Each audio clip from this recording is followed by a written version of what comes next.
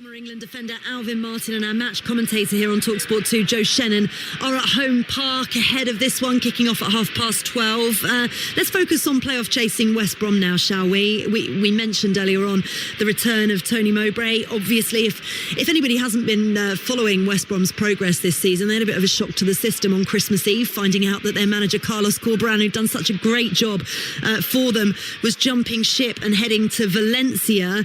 They've had a little bit of a dodgy time since, but Tony Mowbray's come in and is really steadying the ship, and of course it's brilliant to see him back, Alvin, as well, after the health troubles that he's had recently.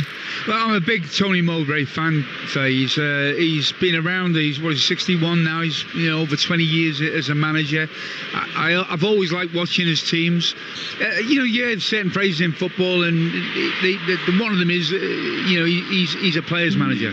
And that's what Tony is. He, especially with young players, he relaxes them, he takes the pressure off them. I mean, there was a quote I read this week from him, and it said, it's my job to unleash these talented players. And when you read things like that and listen to things like that, in interviews, and you are a West Brom player, you think, it gives you a little bit of a lift. You think he believes in us. And it's very important that, I think, encouragement and belief in young players. He's got a record of improving people. So some of the young players that are coming into the club, you feel you've got a chance. He will give you a chance, and he's brave in that way. But he's certainly a man that wants to get the ball down. He's got no height up front today, so they're going to have to pass the ball really well from back to front.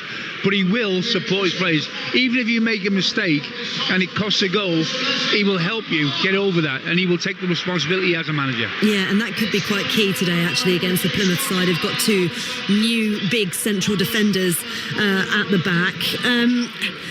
What I'm really interested in is, you talk about that kind of man management style and what he can do. Obviously, a lot of the players will have been disappointed to see Carlos Corberán leave the club. They need a little bit of energy coming into them. But this is a man who's done brilliant things with West Brom in the past. Got them promoted almost 20 years ago, in fact. Can that potentially play into their mindset? Well, I think it's nice as a group of players to know that somebody's achieved what you are trying to do this season. I think, look, there's never been a question mark about the talent that they've got in this squad.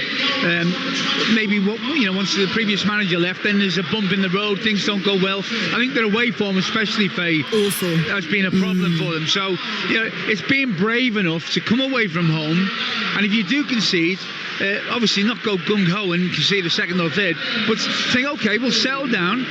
We've got enough in this team to think that we can score more goals. And that's where they've got the real advantage today, Faye. They've got individuals throughout the team that are capable of supplying and scoring goals, West Brom. And that's something that Plymouth, up to this point, have struggled to do. So it's about giving the players the freedom to go and express themselves, but also getting them to play as a team. And I think, we just heard Muslich saying that, that we need to be up together. There's got to be an energy and a fight in the team. You think that goes without saying, but when you've been as low as they have all season, you start to lose little things like that. And maybe to a certain degree, West Brom have lost a little bit of an edge. If you lose 5% of an edge per player throughout your team, it equates to a lot. So I think both of these teams and both of these new managers have come in and gone, right, first and foremost, I want to see energy. I want to see aggression. Not getting yourself booked, but I want to see fight. And you get that, then your football then comes second. And this is why I'm looking forward to this game so much, because, the Championship very rarely goes to form anyway, does it? It's got a little life of its own, this league, for sure. But when you think about where both of these sides are, you listen to the odds that we just heard from William Hill a second ago, it looks like it's a tap-in win for West Brom, but they've not won away from home since the 10th of November, which is really key. And I feel like both sides are almost on in a really important part of their season at the moment. Is it going to be as straightforward as the form guide suggests? No, we just said the bets there, and I think you have to have West Brom as favourites because they've got more match winners in this side. But this is a different Plymouth side. He's done quite a lot in the short space of time he's been here. He's made very intelligent acquisitions in areas that they needed them, Faye. They've struggled to score goals. They've got one or two new players who've come in and offered them a new threat. If they get a win today, they could go on and run this team, Plymouth. This isn't going to be as straightforward as it would have been 3 or 4 weeks ago. So I'm expecting a game where both teams will go for it. A crowd that is really full here. You know, the home park is absolutely full to the brim. There you've got a new feel about them, and the players will feel fresh. So I'm really looking forward to this. It won't be straightforward. First goal, if they get the first goal, Plymouth, it could really lift the roof off this place. Yeah, and you can hear the roof on its way up at the moment as the players make their way out of the tunnel. Brilliant reception for them as they come out. A win for Plymouth could be a massive confidence boost in the battle for survival, but West Brom are back to winning ways after a wobble and looking to cement their playoff place. So it's a big game for both sides. Sit back and enjoy live and exclusive national radio commentary here on Talksport 2 in the company of Alvin Martin and Joe Shannon. Thank you, Faye. Good afternoon to you, and a great atmosphere here at Home Park as the teams, having come out onto the pitch to the Royal Marines tune of Semper Fidelis, the naval tradition of the area reflected. And this is a club that really appreciates its local history. Two recently appointed managers at these two clubs with two very different ambitions in the Championship, Plymouth and West Brom. Plymouth rooted to the bottom. Miran Muslic needs his first win. It's great to see Tony Mowbray back healthy and back in football and aiming to become just the second West Brom manager to win two promotions to the Premier League. There is an air of unpredictability about this game. It could go in any direction. Plymouth then, three changes from the draw at Sunderland. Beidou comes in, as do the two new signings brought in this week. Loney centre-half Nikola Katic and another centre defender, Maxim Telovierov, who has joined on a permanent deal for a club record fee. Hazard is the goalkeeper. Telovierov, Katic and Pleguezuelo are the centre defenders. Sorinola and Pukac are the wing-backs. Horton and Randall in the middle. Beidou and Wright either side of Bundu up front. West Brom unchanged after the thumping win over Portsmouth. That was Tony Mowbray's first victory back in the job. Palmer in goal. Furlong, Holgate, Hegem and Styles. Fellows, Mowat, Swift and Johnston.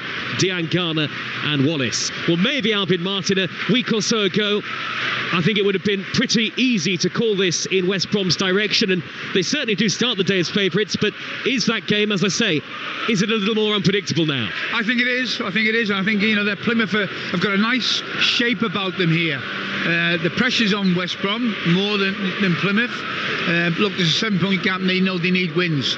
But I think they'll be tighter today than they have been for the majority of the season, Plymouth. And that will also take the pressure off some of the strikers. I think when you're conceding goals, Joe, and you get a chance at the other end and you miss it, you think it's going to be so costly because you know that you're going to concede. So first and foremost, they've got to be tight today, strong. And I think these new players that have come in will suit the system that he's playing, and it will also give people ahead of them, Joe, you know, that little bit more freedom to miss a chance, to misplace a pass.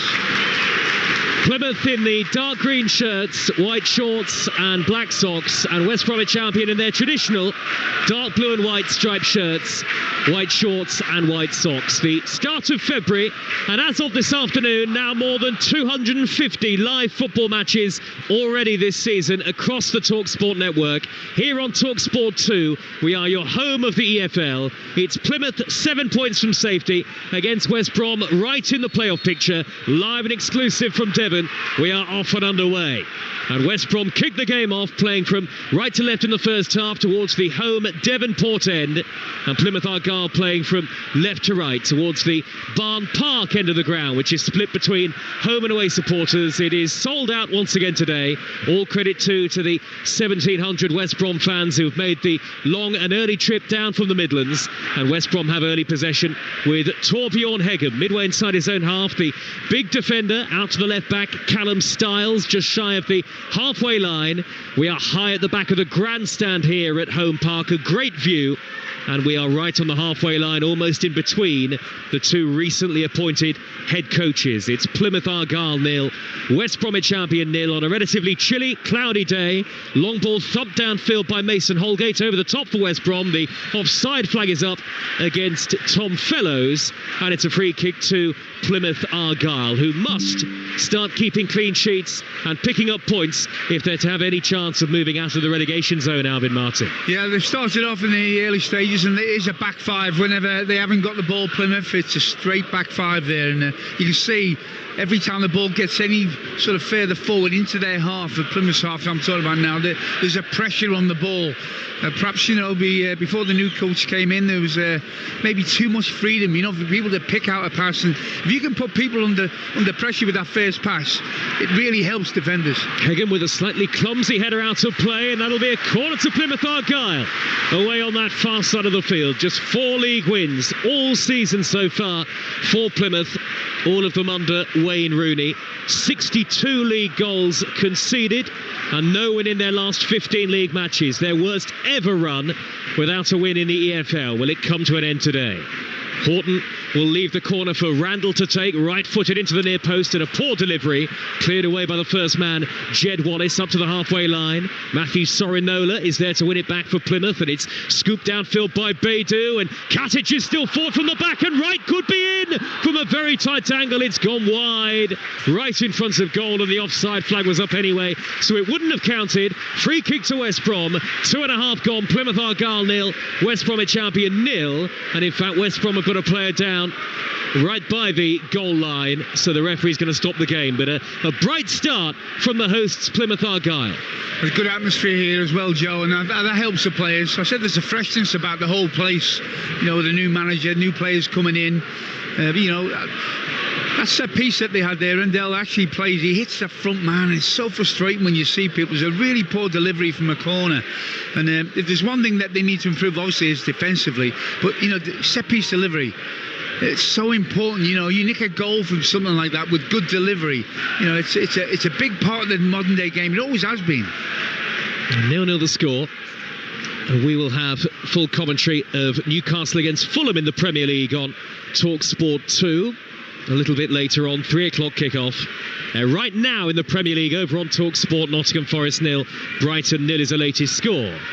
And to be across all the action, you can download our app and swipe between both stations. Here come Plymouth. Bundu surges down the right-hand side, and the low cross is turned away at the near post by Alex Mowat. The referee stopped the game again. Another West Brom player goes to ground just shy of the halfway line, and being helped to his feet in front of us on the near side of the field is Hegem by his captain Wallace, and Plymouth have won themselves a throw about 10 yards from the corner flag. It feels vital for the relegation strugglers, who, as I say, have only won 4 home matches and 4 games home and away all season in the league. Feels vital, doesn't it, Albion, that they make the most of these forays forward and get themselves an early goal? Well, Muzlic was talking about aggression and fight. He certainly got that in the opening minutes of this game, hasn't he? They played fairly long, and they're looking at second ball, getting on scraps, and that's all about, anticipation and just wanting more than the opposition. Sorinola takes the throw, 5 yards from the corner flag, gets it back from Beidou, steers a low cross into the near post, and it's stabbed high up into the air and away from danger by Hegem. The ball will bounce on the near side touchline. It's kept in play by Mikey Johnston, who flicks it up towards the halfway line. Julio Pleguetzuelo is there for Plymouth, and he thunders it downfield to the edge of the box. Hegem's there again to head it away, but it's all Plymouth in the first 4.5 minutes, dominating possession and territory, but they haven't been able to test the West Brom goalkeeper Alex Palmer as yet. A slightly slow start out of possession for West Brom. Out on the left is Pukac, who brings the ball down and whips in the cross. It's a great delivery into the 6-yard box. Nobody in a green shirt there to head it home, and it's out of play for a West Brom throw in their left back position. Excellent start from Plymouth. Toliero, the big centre half that they brought in, he's like Haaland, isn't he? Only he plays at the opposite end of the pitch. But it was great, really. Reverse ball, diagonal ball over to the left hand side, and that cross, as you said in the commentary there, was so close to a Plymouth player getting on the end of it. Former centre-half, former England defender Alvin Martin with us for commentary today. 2 new centre-halves in the Plymouth lineup, including the club record signing Talovierov and the loanee who used to play for Rangers, Nikola Katic, forming part of that Plymouth back 3. And it's a back 5 when they don't have possession, and they're not on the ball now.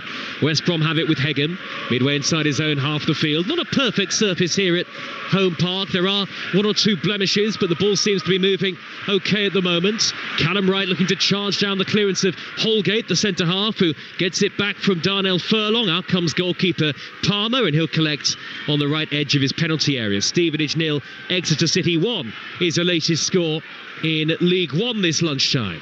Everything else is 0-0, and of course we'll keep you up to date with all the goals as they go in the 3 o'clock kickoffs on Game Day Live with Adrian Durham, Troy Deeney and Dean Ashton over on Talksport this afternoon from 2:30. That is all followed by the Game Day phone-in, where you can have your say on the day's football. 03717 223344, as always, will be the number to call. It's a throw to West Brom in front of the Lyndhurst Road stand on the far side, and Darnell Furlong will take it. The Plymouth crowd are urging the referee to make Furlong retreat 5 or 6 yards. It doesn't really matter because Plymouth have won it back from the throw straight away.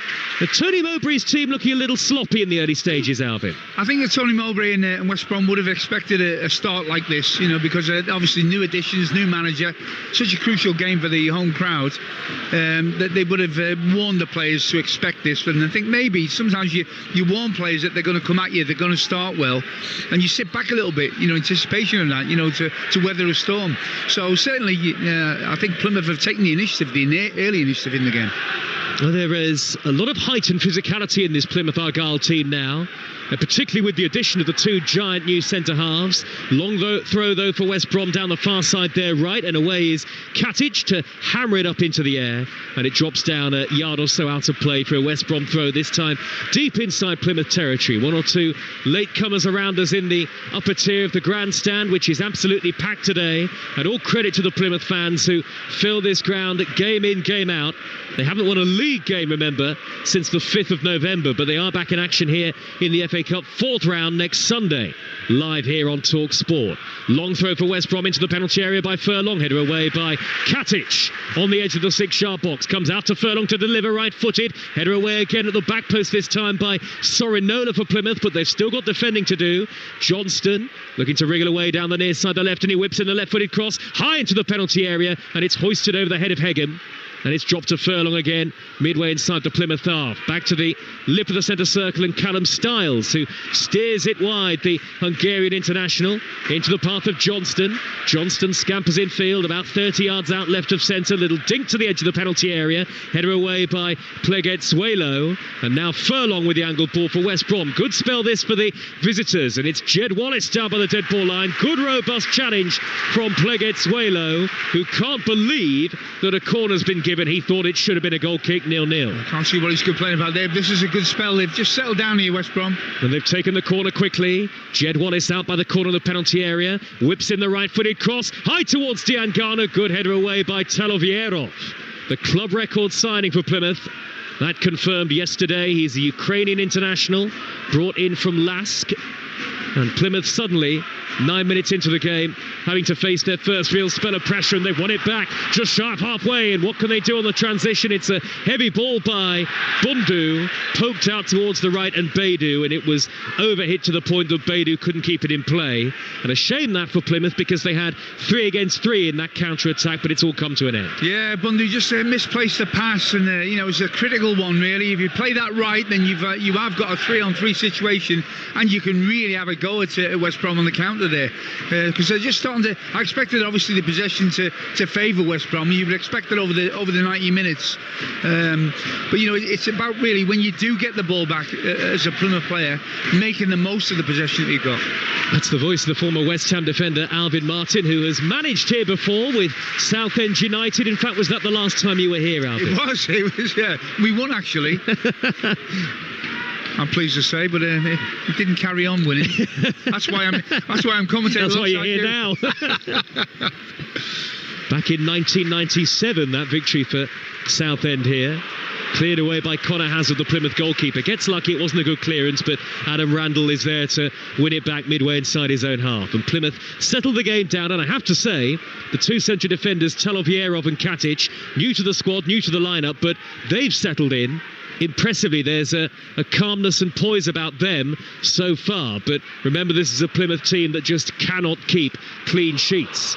Forward by Randall, over the halfway line. Angled ball for Callum Wright to chase. Beaten to it by Hagan, who had a head start on him. Plays it back to the goalkeeper, Palmer. And Palmer with a clearance high onto the chest of Styles in the left-back area near side of the field, and he's giving it away. Plymouth win it back, high up the pitch. Randall to the edge of the penalty area. Bundu's dink back towards Randall, who knocks it down to Bundu. And Randall in the box again is denied by the chest of the goalkeeper. But the flag was up anyway. That was a double 1-2 between Adam Randall and Mustafa Bundu, and yes, the flag was up, but you could hear from the chants of the Plymouth Argyle fans, the Green Army here at Home Park, that they're being really spurred on by what they're seeing on the field. They may be bottom of the table, but West Brom chasing the playoffs know they're in a game today, 0-0. Well, I think there's a new energy about Plymouth, and I think you're right to mention the new additions, because there's been 4 or 5 balls being placed into the box, and both of the centre-halves and new acquisitions have got their head on it, and that lifted the players.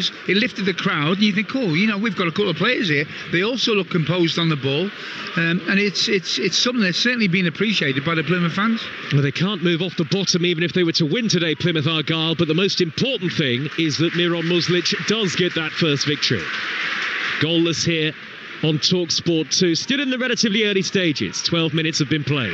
Another good flick by Bundu, the giant frontman, out towards the left-hand side, the far side, but Furlong's there to see it back to his goalkeeper, and the clearance from Palmer, high downfield up to halfway, met by the firm header of Talovierov, cushions the ball towards the right, hooked on by Sorinola, header away by Styles, who was caught, barged into by Michael Beidou, who, before Talovierov joined this week, was the previous club record signing at Plymouth. They have broken the club record twice earlier this month, which I suppose at least is a sign that they certainly haven't given up on staying in the Championship. I think this is a well-run club. It's a well-supported club.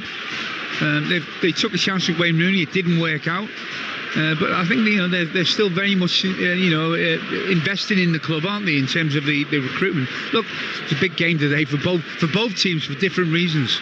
Absolutely. West Brom starting the day just inside the playoff places on goal difference only. Callum Styles nudges the ball left to Johnston, down by the dead ball line. He'll try and whip this in left-footed. Good challenge by Sorinola, sliding in.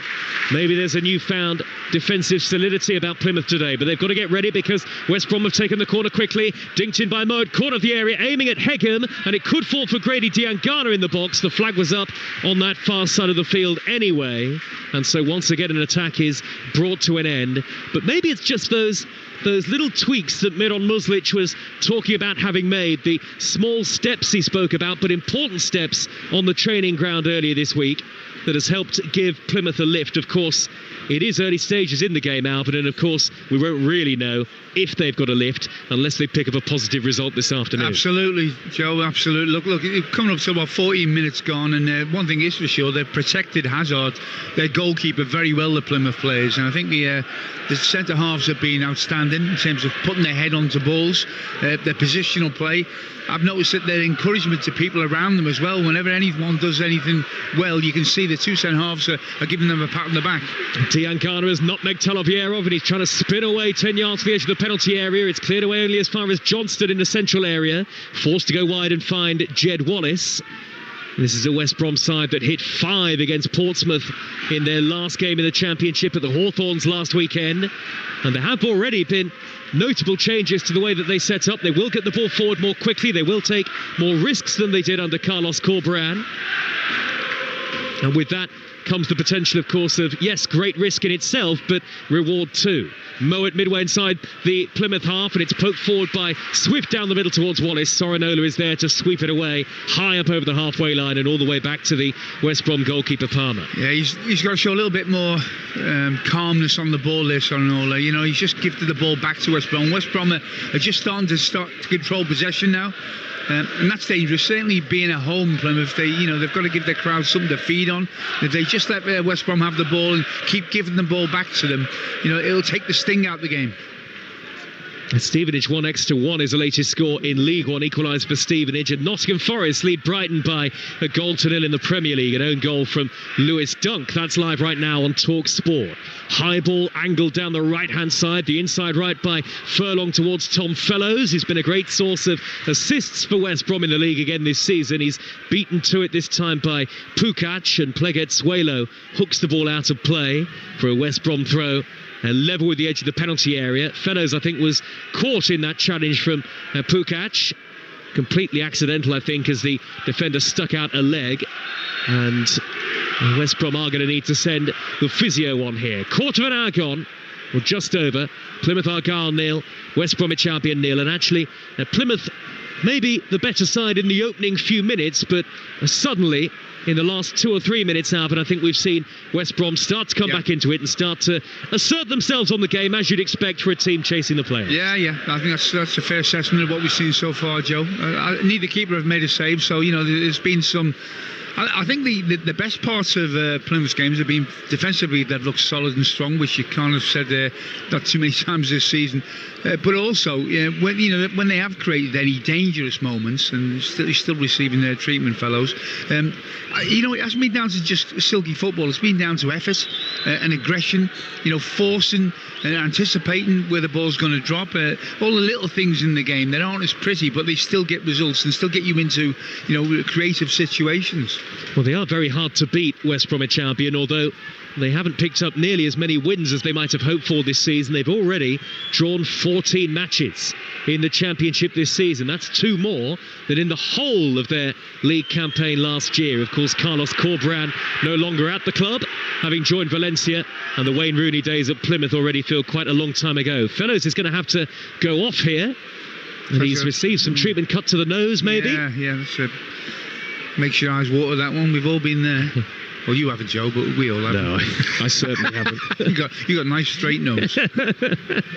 That's very kind, Alvin. Things I never thought I'd hear in the commentary box.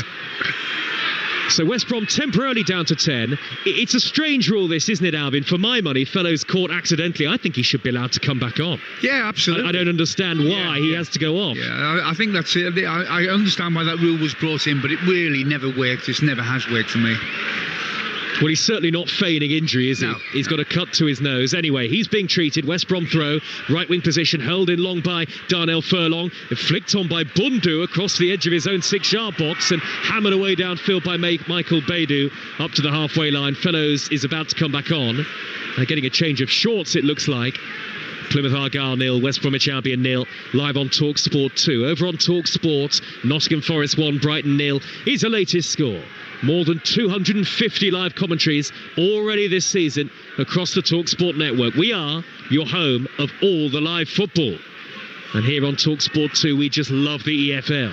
Still waiting for Fellows to come back on. West Brom have it, though, with Johnston taking on Talovierov, who's backing away from him. Johnston with a dynamic darting run in field, away from 3 in green and white. He's nudged it wide to the far side. Darnell Furlong with the low cross, cut out by Pukac at the near post. Back it goes to Mowat, and now Fellows does come back on for West Brom. So they're restored to their full complement of 11 players in blue and white, playing from right to left in the first half. Fellows corner of the penalty area, shimmies infield onto his right side, plays a square ball now to the feet of Mowat, and credit to Plymouth, they've got everybody back behind the ball, looking quite stout defensively so far, and that pass is overhit by Furlong up the inside right, out of play, and it's a goal kick to Plymouth. And for a team that have only kept 2 clean sheets in the league all season, Plymouth, 1 away at Stoke and 1 here in the victory over Portsmouth, their last league victory on the 5th of November. You've got to give them credit for how they've started off the ball. Well, the immediate mission really from you as the manager is to solidify a team that has conceded 62 league goals this season, and that's easier said than done. He's done it with a change of personnel. A couple of players have come in. You can see they've made a major difference up to this point. They've obviously got to prove that they can do it and see it out and concentrate for the whole 90 minutes. But look, they're looking better as a team already because of that, Joe. And if they can do that, I think the second part of the equation really is that once you've seen that you've achieved that, you move on to then trying to improve the creative side, the goal scoring aspect of the team. But you can't do them both at the same time. And I think the bigger one is the defensive one, because that then gives you a base that you can build the whole of your philosophy on. Albion Martin, former England defender, with us today on Talksport 2. Notts County third in League 2, lead at Stevenage, lead at Gillingham by 2-0. Gillingham 0, Notts County 2. And Stevenage have turned it around against Exeter in League 1. Stevenage 2, Exeter 1. Still goalless elsewhere in the Championship this lunchtime. Oxford 0, Bristol City 0, Watford 0, Norwich 0. And 0-0 here at Home Park in our live and exclusive commentary. Beidou with a heavy touch for Plymouth, and it's won back by Hegem, who was caught by Beidou. No doubt about it, catching his ankles.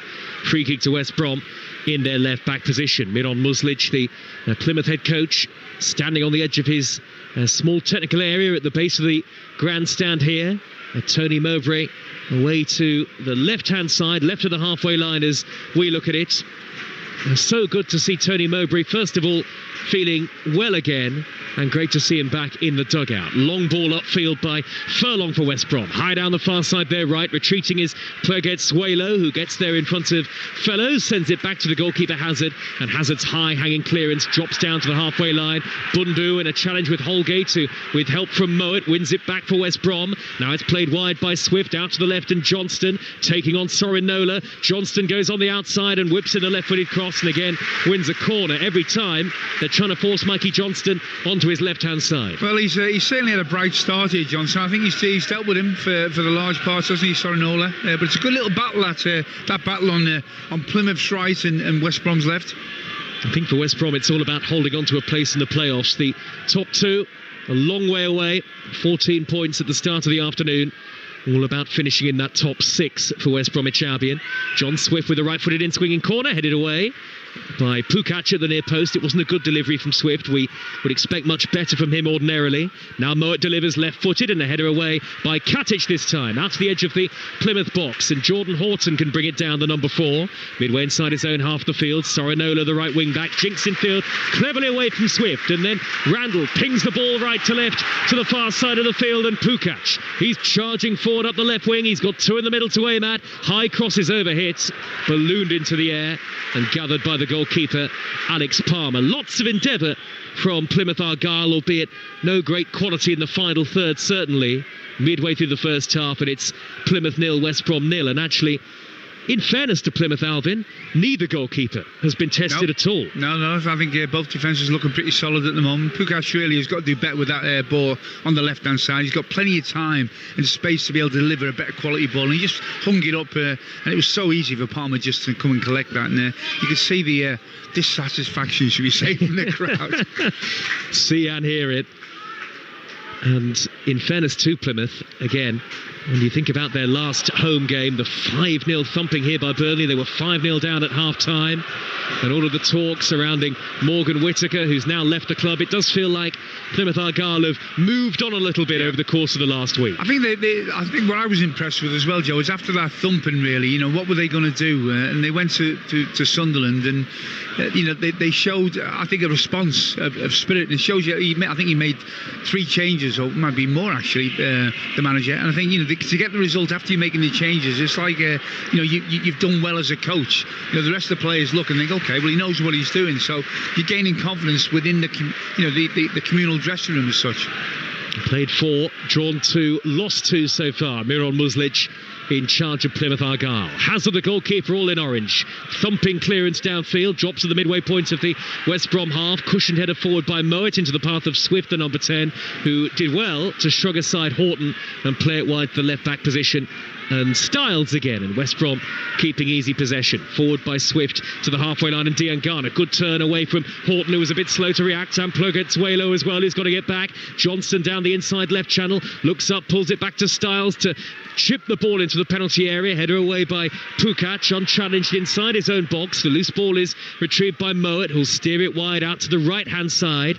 Now Tom Fellows shaping to take on Pukac, pulls it back towards the edge of the penalty area. Well cut out by Horton, and there's a diligence about Plymouth's defending so far. They are having to work hard off the ball. It's a West Brom throw. I think Muslix will be very, very pleased with how solid this team have looked up to this point. You know, they've been asked quite a few questions and they've had the answers up to this point.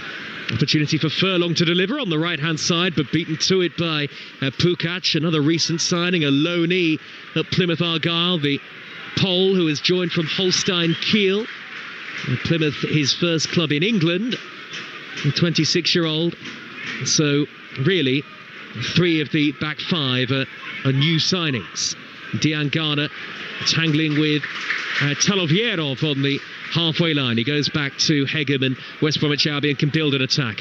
Ball hoisted downfield, swinging from right to left, high up into the air by Swift, and Sorinola clears first time from the wing-back position. Nottingham Forest have got a second against Brighton in the Premier League. They lead 2-0 live on Talksport. We'll confirm the goal scorer for you in just a moment. Is that Chris Wood who's made it 2-0?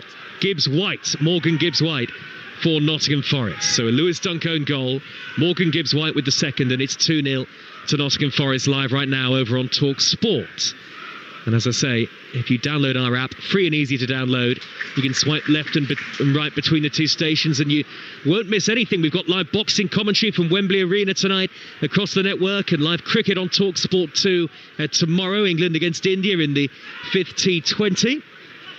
As Swift brings the ball down on the halfway line for West Brom. We've had 26.5 minutes and it's Plymouth 0, West Brom 0. Swift is held up by Talovierov, who makes an important challenge, and now Beidou holds the ball up neatly on the halfway line, steers it infield to Randall. Great touch to take it away from Stiles, and he's put right through. Right, can he get it under control? He can't. Oh. He had it under control for a second, it looked like, and then the ball got stuck under his feet, and West Bromwich Albion are able to clear.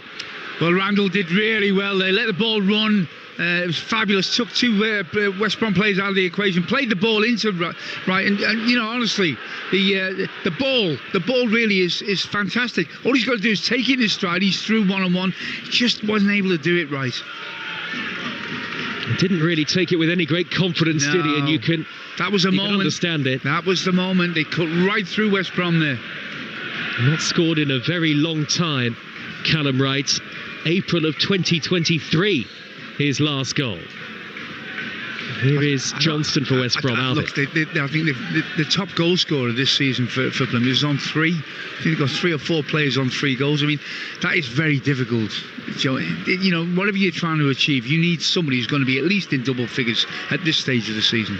Opportunity for Alex Mowat to shoot from range for West Brom, and that'll sail high over the top. He can hit them from that sort of distance, 30 yards out, in a central position, and just for one moment, Plymouth Argyle defenders stepped back away from him, and he hit it left-footed, and it was a firm connection, but always swerving high over the top. I think they'll feel happy, though, if people are shooting from that range. You know, you're right, though. I think, you know, they've got to get a little bit tighter, a little bit further up. But again, neither keeper has had to make a save of any real significance.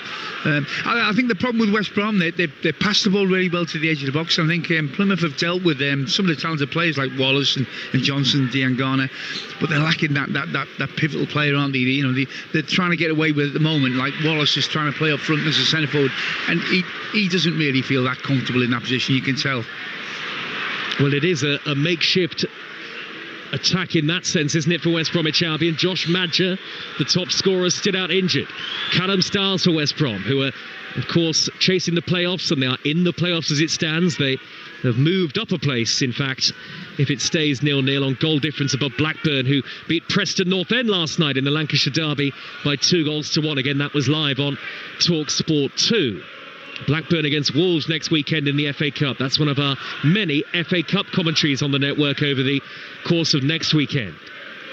We're in the 30th minute and it's still 0-0. And it has gone a little quieter, as you could understand here, for the home supporters in Devon, as West Brom win a throw in the left wing position. Near side, it's 0-0. Sorinola thought the throw was going to go his way.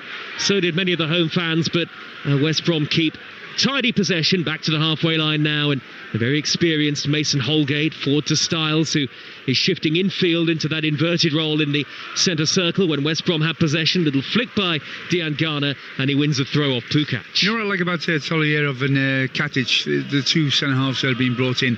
They want to defend first and foremost. Look, I think both of them are comfortable on the ball, but, you know, I see far too many defenders, Joe, who want to play and do the nice things in the game. They are two proper defenders who have got composure, and that's what you want. And Plymouth Argyle very much in relegation trouble, but maybe showing one or two signs today that, certainly from a defensive point of view, things could be slowly but surely starting to turn for them. There is a lot of work for them to do. 7 points from safety at the start of the day.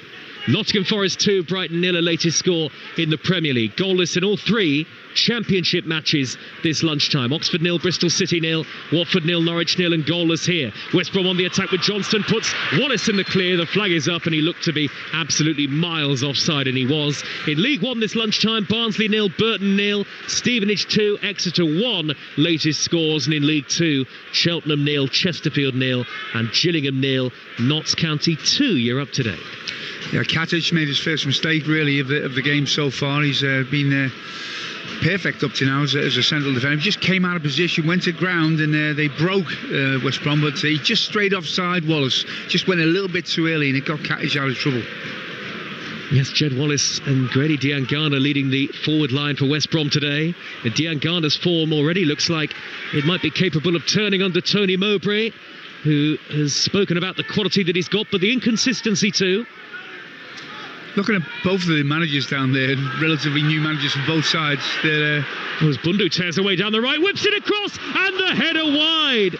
Took a deflection on its way behind off Callum Wright initially, and it's a corner to Plymouth Argyle, almost out of nothing. Bundu on the right-hand side, able to whip in a dangerous cross. And West Brom have got some defending to do, 0-0. Yeah, good delivery. I didn't expect that. I think he didn't look. He just put it in there without looking, and it got a flick off somebody in front of Wright. Otherwise, I think if it had gone straight to him, he could have had a free header at goal.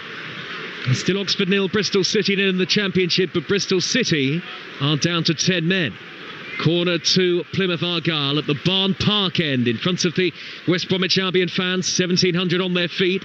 Pukac will take it, it'll be left-footed and in swinging. Is he going to go right underneath the crossbar here? He does, right in front of Palmer, too close to Palmer in fact, and it's a pretty straightforward take. I don't think he even had to move his feet there, the goalkeeper. Yeah, I think I'd be having a word with Pukac if I was a Plymouth, certainly a Plymouth centre-half who relies on delivery. You know, I think he's played one that hit the first man in the first few moments of the game, and that one really is just a gift for the keeper again, you know. Keep it away from him and let his two centre-halves have a go at it. They've got the height there now. Still goalless, lack of attacking quality in the first 33 minutes so far. Here goes Talovierov, sliding in firm but fair with the challenge, and he pumps his fist as the big defender. They really need something to get behind here, the Plymouth Argyle supporters, and Talovierov, who I could see cajoling the fans even in the warm-up, Alvin, is certainly providing that. Well, he's a personality. I said he looks like a centre half's version of Haaland, doesn't he? From here, big, strong, ponytail. Yeah, he's motivated. You can see he's somebody that I think the crowd will take to. 0-0. Certainly a much more stable look about the Plymouth Argyle back line than we've seen for pretty much all of this season. There'll be a throw here which Styles will take for West Brom. It's about 5 yards shy of the corner flag, and he looks to get the return ball from Wallace, who instead threads the ball along the left-hand touchline in a tight area to Swift. Back to Johnston, corner of the penalty area, cutting in field all the time. Good sliding challenge by Adam Randall coming across for Plymouth Argyle. No doubt about it, they are giving it everything and very much playing for their new head coach as Horton commits a foul on the halfway line. Well, I think the biggest compliment I can give Plymouth, after 33 minutes is they look like a team that are hard to beat. And you couldn't have said that for the majority of this season, but for all of this season, really. You know, they've been a little wishy-washy, haven't they, and delicate. They certainly don't look like in this first, 33 minutes. 62 goals conceded in just 29 games, already a minus 35 goal difference for Plymouth Argyle. Out on the right-hand side for West Brom is Fellows, scampering away from two in green shirts, having to go back towards the halfway line. And West Brom have looked very tidy and neat in possession, but again lacking that killer attacking touch. I mean, I have to say we haven't even had a meaningful effort on target in the game, Albion. Nope, at the moment, they're looking like they know what they're doing. I think defensively, I think you'd think that West Brom would have the advantage, because I think they've got the individuals in their team that can in one moment change the course of the game. And at the moment, I think Diangana's a lot of his stuff is too deep. Wallace is too deep.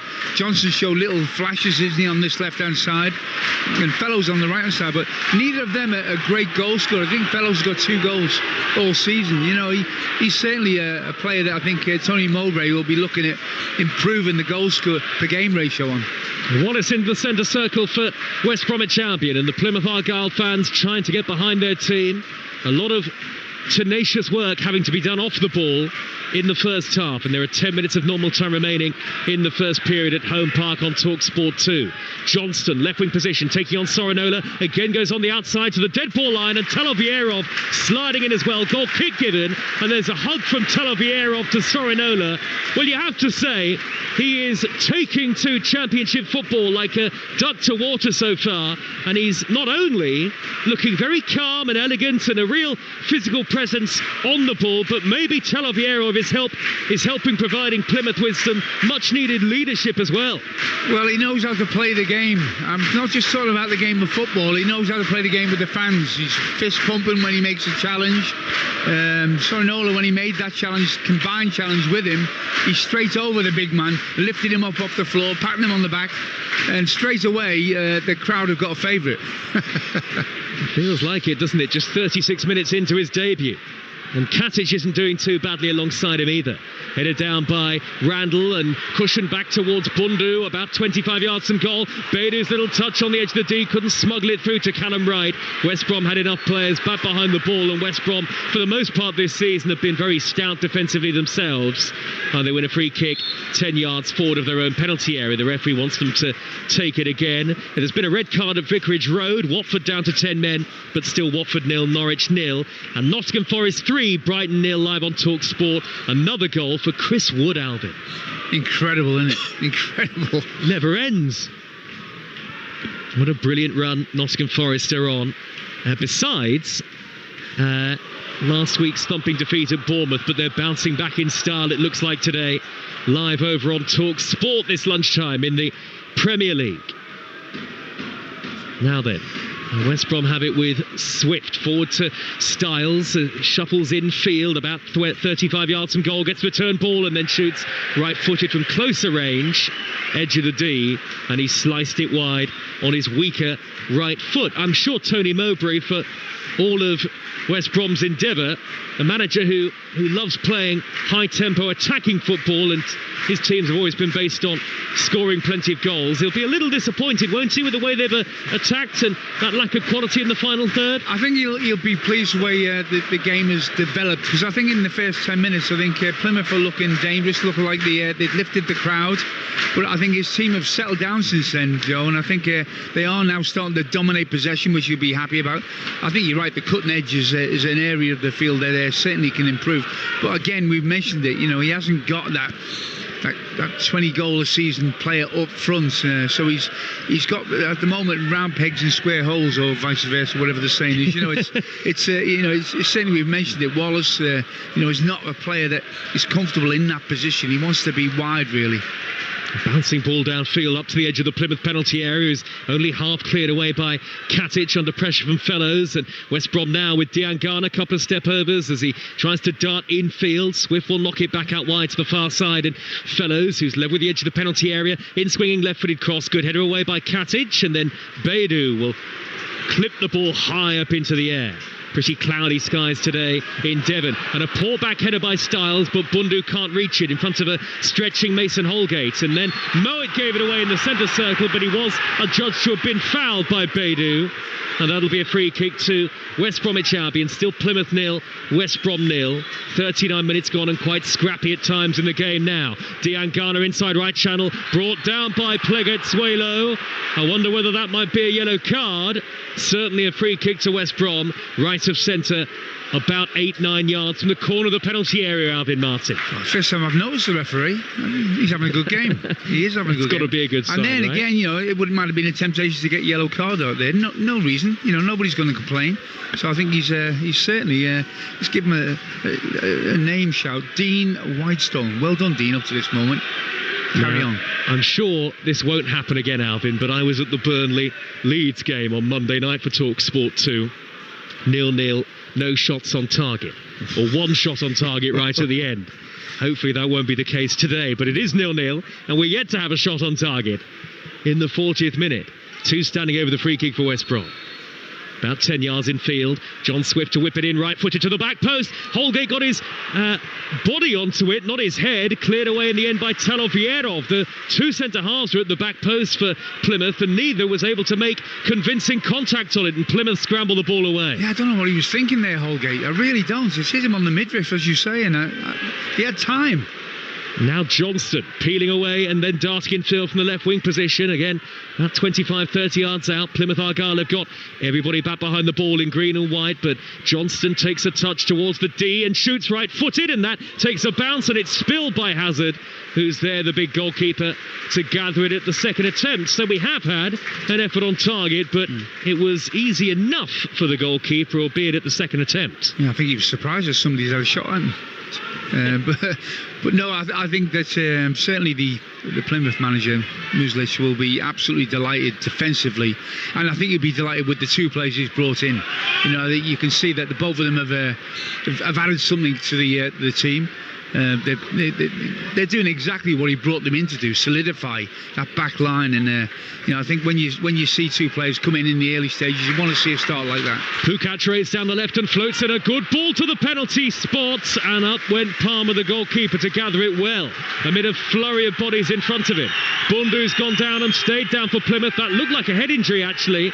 He's holding his head, and eventually the ball is out of play via the deflection of Pukac, and the game is stopped, and Plymouth Argyle might need the physio on here for the big front man Mustafa Bundu, who last scored in late September in a thrilling 3-3 draw here against Middlesbrough. Quite a few of the Plymouth Argyle fans are now up out of their seats and heading down the steps towards the concourse areas. From a spectator point of view, it's not been a particularly good game, but I think it's been encouraging from the perspective of Plymouth Argyle, certainly defensively, and West Brom maybe still looking to click into gear from an attacking point of view.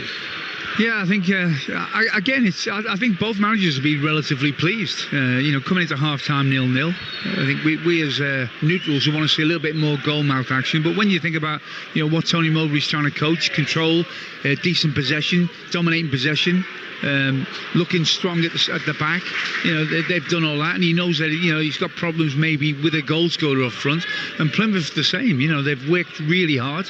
I think some of their best moments have been created through sheer tenacity, which I think the manager will really be pleased with as well in that respect. Forward by Diangana for West Brom, blocked off by Plegetsuelo out on that right touchline, and it's a West Bromwich Albion throw about 15-20 yards into Plymouth territory. Liverpool will be the visitors here in the 4th round of the FA Cup next Sunday. 3 o'clock kickoff live over on Talksport. I was going to say there won't be a spare seat for that, but I can't see a spare seat anywhere. There isn't one. Not many, there are, but certainly next week will be rammed here, won't it? Holds just under 18,000 this ground. Norwich lead at 10-man Watford by a goal to nil in the Championship this lunchtime. Callum Stiles with a high ball into the penalty area for West Brom, headed away by Nikola Katic, and now Horton brings the ball down for Plymouth, very calm, out to his immediate right, and Sorinola, the wing-back, forward to the halfway line, and he gets it back from Beidou, and it is quite conservative from Plymouth Argyle at the moment in the game. As you say, Alvin, their best attacking half moments have come almost unexpectedly and out of nothing, and now Sorinola's given it away to Johnston in his own half, and Johnston with a deep reverse ball into the penalty area, too long for Fellows, and tellingly there again for West Brom, only Fellows was in the middle, and the 2 men who were playing furthest forward, Wallace and Diangana, not natural strikers, and it showed there, didn't it? That's right. I think whenever, as a wide player, I think Johnston's probably been the pick of the forwards for West Brom. You look up and there isn't any real height in there. You just want to be able to dink a ball up and then let a big centre centre forward, go and attack it. You just take Chris Wood score another goal. The sort of stuff that the big centre forwards feed on. Just dink it up there and I'll do the rest. But he hasn't got that option. It's got to be a perfect ball from him every time. In the last 40 seconds of normal time at the end of the first half, I think there may be a little bit of added time because of a couple of brief injury stoppages that we've had. Anyway, we'll learn exactly how much from the fourth official in just a moment. Plymouth Argyle 0, West Bromwich Albion 0. No win in their last 7 home league matches for Plymouth Argyle, although West Brom's away form has been patchy certainly. Again, too many draws, really, as the ball is given away by Johnston, and now forward by Horton to the halfway line, and Bundu, who turns away impressively from 2 in blue and white. Wide to the near side, and Beidou. Forward on the underlap is right to cut it back to the corner of the penalty area. Bundu, little flick towards Beidou again, but he can't find his teammate. 2 added minutes at the end of the first half as West Brom come forward on the counter, and Pukac is nowhere to be seen, the left wing back. Fellows can dart forward, infield from the right hand side. Now he's been held up by Horton. Good covering by the Plymouth man, and Pukac is back in position. Out on the right hand side, Furlong with a deflected cross, flicked on by Wallace back out to the wide position. Fellows tried to cross, beaten to it by Katic. The 2 Plymouth debutants have been excellent today so far. Little touch on it by Mowat to send the ball back to the centre circle, and Holgate. West Brom can come forward again, 0-0. 35 seconds through the 2 added at the end of the first half. Swift looks up from a long way out. Now he's in a central area, low curling shot, and that's just going to take 2 or 3 bounces actually, and curl wide of goal. A first half lacking in attacking inspiration. Yeah, I think there's Tony Mowbray will probably a half-time say, okay, there's large elements of the display in the first half from West Brom that he would have liked, but you have to take more risks, I think, and he is a manager that will encourage that. Round the final third, flick balls round the corner. Let's get more runners into the man that's playing up there. Give him more options when he's receiving. So they're the little things that I think they've got to improve. Obviously, from Plymouth's point of view. Well, Bundu's gone for goal from a long way out, tried to catch up the goalkeeper, and Palmer responds there, Albion, the goalkeeper, with an equal amount of confidence. He's just chested down that floated shot. He didn't even use his hands, the goalkeeper. I think he was making a point there. Don't do that again. You're not going to be beating me from 40 yards. We've nearly had the 2 minutes of added time at the end of the first half. 20 seconds to go. 0-0. Pukac looking to get on the hustle and bustle down the far side of the left, and he tries to cut in field away from Holgate and Furlong, who was tracking him all the way, and it's swept upfield by Holgate, and that's the half-time whistle. What applause from the Plymouth supporters. They look probably as defensively sound and as robust as we've seen them all season in the Championship. The 2 new signings, Telovierov and Katic, have certainly added both presence and calm at the back, so Plymouth are certainly looking like greatly improved defensively, certainly than they have been for most of the course of the season so far, but they have struggled to create anything going forward. Likewise, really, West Bromwich Albion at the other end. West Brom with plenty of tidy possession, but they haven't seriously tested Connor Hazard. In fact, the only effort on target across the 45 minutes so far, Mikey Johnston with a bobbling effort from range that was gathered by Hazard at the second attempt. Some things to encourage both head coaches, but lots to work on from an attacking perspective at half-time. It's Plymouth Argyle 0, West Bromwich Albion 0. Yeah, I would say definitely both managers, reasonably happy with that as it stands. Probably Plymouth a little bit more because, exactly as Joe said, Alvin, they've just not been defensively solid. 62 goals they've conceded across the season so far. This is actually positive. Yeah, I think so, Faye. I think you can only move forward from where Plymouth are by being strong and solid. And I said before the game, it then gives you a chance of nicking games 1-0, which they haven't done really all season. They haven't been able to do that. So it's a platform that you move on from. And I think he will be, certainly Mueslis will be making a very positive team talk at half-time. I think round the final third, when you do get the chance to deliver, it's about that, that moment of quality, just settling yourself down, being a bit more composed. But overall, I think you'll be delighted. Yeah, without a doubt. I mean, they've had their chances, Plymouth, as well. I know we've not had anything on target, but early on, when Plymouth were absolutely all over West Brom in that opening 5 to 10 minutes, that ball whipped in from the left-hand side, no one there to head it in. Callum Wright as well, cut through right through West Brom. They've had chances, but you can see that they are a side devoid in confidence in the attacking third. Yeah, that's right, and that takes a little while to repair. You know, it's a damaged the frame of mind that the strikers get into. I think you can see though, Faye, that you've had two big characters come in at the back, and they've improved people around them. And maybe one goal from one of the forward players, and if you can get Beidou and Bundu and Cameron Wright involved, and maybe one of them can nick a goal, it lifts a player, So I think what he will be saying is around the final third they did create a couple of things. It wasn't down to pure football in the first 20 minutes, and they had a good first sort of 15 minutes, I think, certainly Plymouth. It was down to just putting defenders under pressure, fighting for a ball that then drops down to a teammate, and that might be the way they score a goal. And it doesn't matter how they score, Faye. If they win this game 1-0, they won't care. So from that point of view, they're all cheering here because they've seen a goal. But it's one of the supporters at half time. Yeah. Hopefully one player in the green shirt who's actually on the team sheet will score in the second half.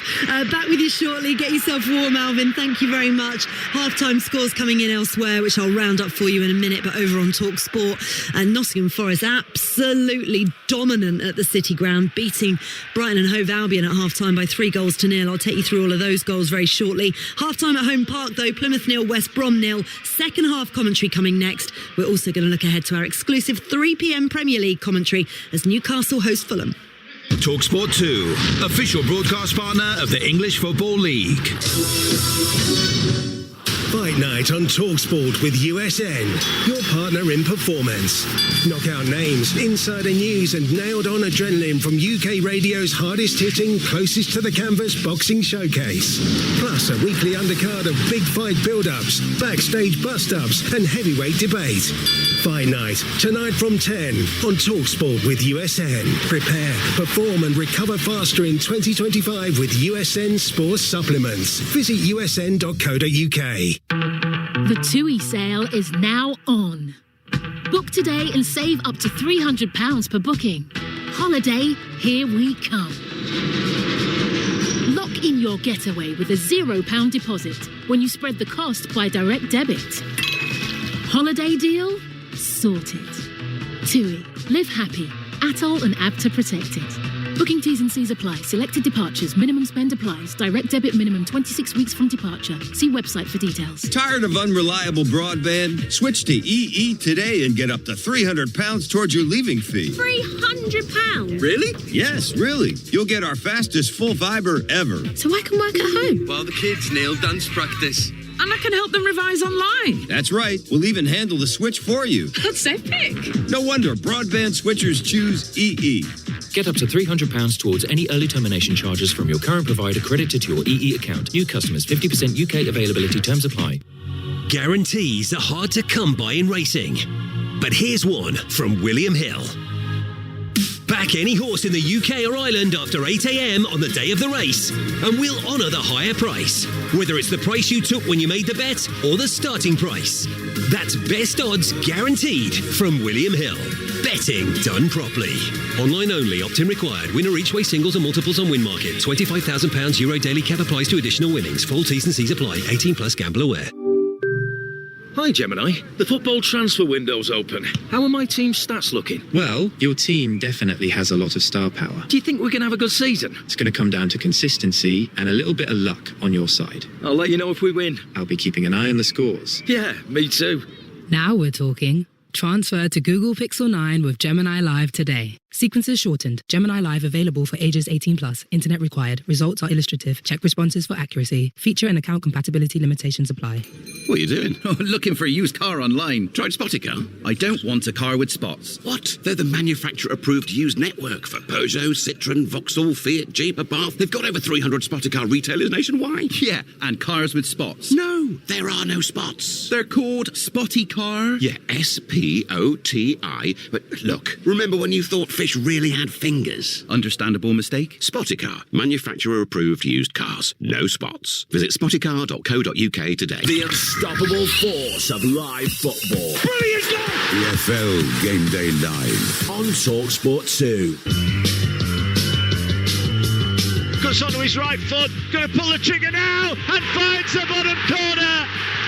Ali Alexander Isak lights up St James's Park. We've really enjoyed the run. We've put ourselves in a really good position, and now it's about foot to the floor and try and make more. The Newcastle fans singing with glee. They're going up into the top 5 tonight. The European places beckon. There's no respite for us, and there's no time to lose focus on what's really important, so hopefully the lads will keep their standards. Deflected in! Lisandro Martinez! Manchester United are going to pinch the points late on at Craven Cottage again. The result is really unfair for us. Inside the penalty area, low cross, turned in! Raul Jimenez! We know that Newcastle normally, when they play, even away or home, but when they play home, they are really a difficult team. So we have to be able to play in our way, to be brave, to play with enough courage to create problems for them as well. Well, both these sides play really brave, exciting football. We're in for an absolute cracker at 3 o'clock here on Talksport 2. This is EFL Game Day Live. Faker Ruthers with you. Second half between Plymouth and West Brom coming up shortly from Home Park. It's currently goalless at half-time. Over on Talksport, half-time at the City Ground. It's Forest 3, Brighton 0. An own goal from Lewis Dunk. He turned in a Morgan Gibbs-White cross. Gibbs-White then made it 2 with a powerful header. Chris Wood scored his 15th league goal of the season to make it 3-0. Brighton did knock on the door. Fabulous save from Matt Sells. Tipped Danny Welbeck's shot onto the bar, so it is 3-0 at half-time at the City Ground. In the Championship, Oxford 0, Bristol City 0, but Bristol City down to 10. Joe Williams was sent off after half an hour for serious foul play. Watford are also down to 10 players. Vakoum Bayo has been sent off.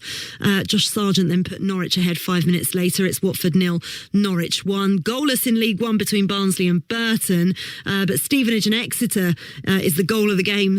The game of the day so far. Stevenage midfielder Eli King conceding a penalty after 2 minutes. McGuinness converting it for Exeter. King redeemed himself, drawing Stevenage level 10 minutes later, and then Jordan Roberts put them ahead going into half-time. Cheltenham 0, Chesterfield 0 is the score in League 2.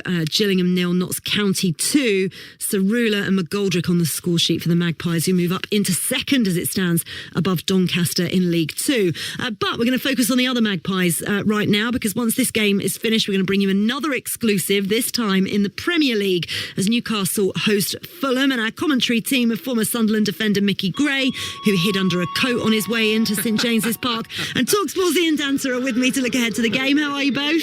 Well, you've timed that perfectly as soon as the public address system they're coming to get him. There is a Mickey Gray in the building. Yeah, he doesn't like it being advertised very much around these parts. Do you know what's really funny, Mickey? Earlier on, as I did the intro into Plymouth West Brom, off the back of our package, it was you saying nobody does the EFL better than Talksport 2. And I said, you are so right, Mickey Gray. And you can hear Mickey across the station over the thing, forgetting that you were actually doing the game this afternoon. I slept here last night, Faye.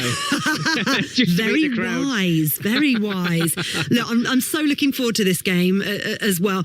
I was up at Newcastle the other week, and they were beaten convincingly by Bournemouth, had a real poor game, but they've been on such an exceptional run, haven't they? And the question is, can they keep it going with those kind of blips and actually make the Champions League places? Well, I've got to say, Faye, and it pains me to say this at times, but they've got this place absolutely rocking at St James's Park. They really have over the last few seasons. Obviously, they've had Champions League football here as well. They're striving to get back there again this time around. And you're right, that game was a bit of a shock to everybody. I don't think anybody's seen that performance against Bournemouth coming, or the result. But their form of late, they've turned it around. I don't know what Eddie Howe's basically said to his players, but he's just getting a tune out of them, isn't he? And the energy levels, the work rate, it's the place to be. My goodness, am I actually saying that? You are. Yeah, I am. I'm saying. I'm clipping it up and keeping it. I reckon this is Mission Impossible. There's actually Tom Cruise under a Mickey Gray mask. But it's a special place. I think it always has been. I know that the owners want to do more with this club. I mean, we're looking at it right in front of us now, Dan, aren't they? They want to do something with the stadium, i.e. extending it. I think they've got problems with that, but the plans are there where they're going to move it over to the left-hand side. But I think because of the history and the tradition of this club, they want to try and keep it here if they possibly can. But look, I mean, it's the hottest seat in town, isn't it? Everybody wants to come and watch Newcastle at the moment. Well, I'm not surprised. They're a delight to watch, but so are Fulham. But I tell you what, they don't have the consistency, Fulham. You just don't know what you're going to get from Marco Silva's side. They were a little bit unlucky last weekend in that defeat to Manchester United, but every time I think that they're going to go on a really good run, they kind of falter again. They're decent, True. but I don't know. I can never predict a Fulham result. I think that's fair, but when you look at the statistics from last season to this, Fulham are 7 points better off than they were at this stage last season. I think they're playing better football than they did last season as well. I mean, obviously, we're in the post-Mitrovic era at Fulham, and they've tried to find a balance and blend that works for them. Of course, Jimenez is the man that's at the front. Smith Rowe's been a very good capture from Arsenal. It's a blow for them that Harry Wilson is out with a fractured foot. He's going to be out for 10 weeks, and that is a hole in that side that Marco Silva's going to have to find a solution to. Iwobi's been fantastically consistent in midfield, goals and creation, and they've moved on from the Tim Ream era at the back as well. Anderson and Bassi as a defensive partnership are not bad, and Leno's a more than capable keeper. And Robinson's arguably one of the best left backs in the. We were talking about him downstairs, weren't we, Mickey? Yeah, we were. I mean, his assists this season have been absolutely incredible. I know there's a lot of clubs are looking at him. One of them, I think, was being Liverpool as well. Something's clicking for him this season, isn't it? That hasn't done before. Yeah. It's a strange thing, Faye. Certain players get to a certain age and they start playing with a little bit more freedom. And I think he's now comfortable at Fulham. He's been there for quite a long time now, and he's just playing his game. And I think having Marco Silva as his coach as well, who loves to get his fullbacks over the halfway line, is basically saying to him, look, no, I want you to be first and foremost a defender. But if you get the chance to get over that halfway line, you get over it and you create opportunities for forward players. The big one for me today is, and Dan just mentioned them there as well, and they are a very good pairing, Bassi and Anderson. I think Anderson could be susceptible today because of his lack of pace. I think Isak, the form that he's in at the moment, he will try and run in behind, but you look at the pace that they've got on the flanks and even in midfield as well. I think Newcastle have got the tools to break them two down today. And I think they've also got Newcastle. They may not have the best midfielders in the division, but they've got the best blend of midfielders in the division, Faye, with Guimaraes, Tonali and Joe Linton. They dovetail and work so well together as a trio. I think as a three, sorry Faye for jumping in, I think as a three, there ain't many better in the Premier League. No, I agree with you 100%. They have got a brilliant midfield. I was listening to Drive actually the other day where they were picking. I don't know if they were going through the top 5 or the top 10, picking from each team, forward line, midfield, goalkeeper, defenders, and actually Newcastle's midfield. I think it was an Andy Goldstein pick as well. I'm surprised to say, picked Newcastle. What are you trying to say? Well, I don't know. I'll just put a dot there for you, shall I? Yeah, answers on an email, please. Indeed. Listen, the players are out at Home Park. Thank you to Dance and to Mickey Gray. We'll be back with you very, very shortly. And by the way, guys at Home Park, Joe Shannon and Alvin Martin in place for the second half of our live and exclusive EFL Championship commentary. I've just watched the goal that the fans scored that we discussed that created that huge cheer. What a celebration. A knee slide in jeans was very impressive. Let's see whether any of the players can do the same and replicate that in the second half. Looking forward to it. Let's hope there's goals. Plymouth against West Brom live here on Talksport 2 with Alvin Martin and Joe Shannon. Well, Alvin, he definitely struck a ball, that fan, didn't he? With as much power and as cleanly as anybody struck a ball today, I think, going forward. And celebrated it as well. He milked the applause, let's say, for 4 or 5 minutes, didn't he? He's still out there wheeling his way around the stadium. Doesn't lack confidence, no doubt about it. But no, I think there's a good atmosphere in the ground today, isn't there? It's a great ground. I remember walking in here, Joe, and seeing the statue of Jack Leslie, who was the West Ham bootman when I was a kid as an apprentice, and I thought that was a lovely touch. There's something about this club that really does respect its history. Well, there's a half-time change for Plymouth. Off goes Michael Baidoo, and Rami Al-Hajj is on for the second half. That's the only change made by either team after a very quiet first 45 minutes, you do have to say. We've got Newcastle against Fulham coming up at 3 o'clock in the Premier League on Talksport 2. But we're about to get back underway here at Home Park in the Championship. We are underway. The second half begins. Plymouth kick us off playing from right to left in green and white with black socks, right to left towards the Devonport end, and West Bromwich Albion in the dark blue and white striped shirts, white shorts and white socks, playing from left to right towards the Barn Park end of the ground. That's where the away supporters are housed. Header away by Katic for Plymouth into the centre circle. The only change of that first half, as I say, Al-Hajj on for Baidoo for the home team. West Brom remain unchanged. So Plymouth has it in goal. Sorinola, Talovierov, Katic, Pleget, Suelo and Pukac at the back. Horton and Randall the midfield two. Al-Hajj, Wright and Bundu are the front three. I'll give you the West Brom team in a moment, but Mikey Johnston darts infield from the left and then plays a poor pass straight to the feet of Al-Hajj, and now Plymouth can counter.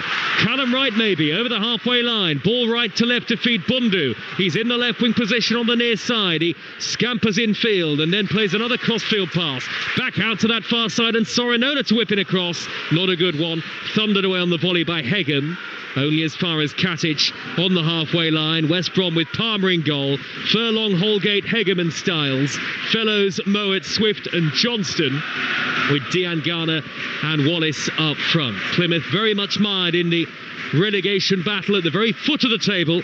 West Brom fifth in the division as it stands, but here's Sorinola down the right. Can he beat Palmer to it? Palmer out very quickly. The West Bromwich Albion goalkeeper spread himself at the feet of Sorinola, who was caught and has gone down. That'll stop the game for a few moments. Probably the best attacking moment for Plymouth in the game. Plymouth Argyle 0, West Bromwich Albion 0, 90 seconds into the second half, and here's Alvin Martin. Well, for a split second it looked like Sorinola was going to get to that ball before Palmer. It was slid in behind the last defender by Wright. He's on his way, Sorinola, and I just think that Palmer is so brave and he wants the ball more. Yeah. And I think in the end he pulled out of it, didn't he, Sorinola? I don't think, to be fair, he could have scored from it, but I think, in that situation you always think a goalkeeper has got to be courageous, and he certainly was there. Well, you know what it's like, your lad Dave being a goalkeeper, of course, and goalkeepers do put themselves in harm's way. You have to have that 100% courage, and Palmer definitely had it there. Well, he was willing to get hit. Let's just say that, Joe. The keeper was willing to get hit. It was Sorinola. I don't know if he was. I think maybe it would have been Alan Shearer or somebody going in on that. He might have been more of a 50-50. He might have got here to score a goal. One of the best goalkeepers in the Championship, Alex Palmer, 11 league clean sheets this season.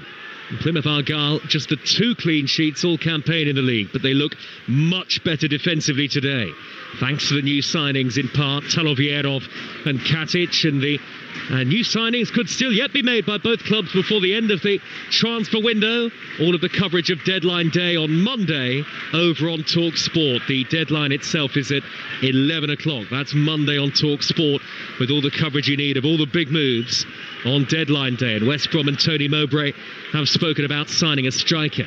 Both of them need one. Both of them. I'll tell you what, if you look at the players that he's brought in, Mueslich, certainly since in the short time he's been here, I think the directors and the supporters will say, you know what, he knows what he's looking at. If he's recommended these players and he asked for a centre forward, it would encourage you to back him, wouldn't it? Plymouth Argyle 0, West Bromwich Albion 0, as we watch from our point high up in the grandstand, right in between the two managers. Steep drop to the touchline below. West Brom have possession on the near side there, right, with Fellows inside right channel. Further wide is Dean Garner in a crossing position. It's 0-0. Back in field with a pass to Alex Mowat, edge of the D. They're building here as Swift shoots on the spin from the edge of the 18-yard box. It was blocked by Talovierov. Then an awkward and unconvincing clearance high up into the air from Sorinola. Cloudy skies overhead, and it's quite chilly today. Plymouth looking to break over the halfway line with Callum Wright on the far side, and it's a bad ball in field. He's given it straight to Hegem, didn't really look, and then he was caught out on that right hand side by Styles, and it's a free kick to Plymouth about 10 yards into opposition territory. Yeah, I think again it's about effort. from Plymouth, staying solid at the back. I don't think too much will change from that respect, Joe. I think all you can do, you can't wave a magic wand and then expect your team to have silky flowing football all of a sudden if you're a Plymouth manager. What you've got to do is just gradually build it layer by layer, and he's got that solidity he needs. Can he nick a goal? Can he maybe get something from a set piece?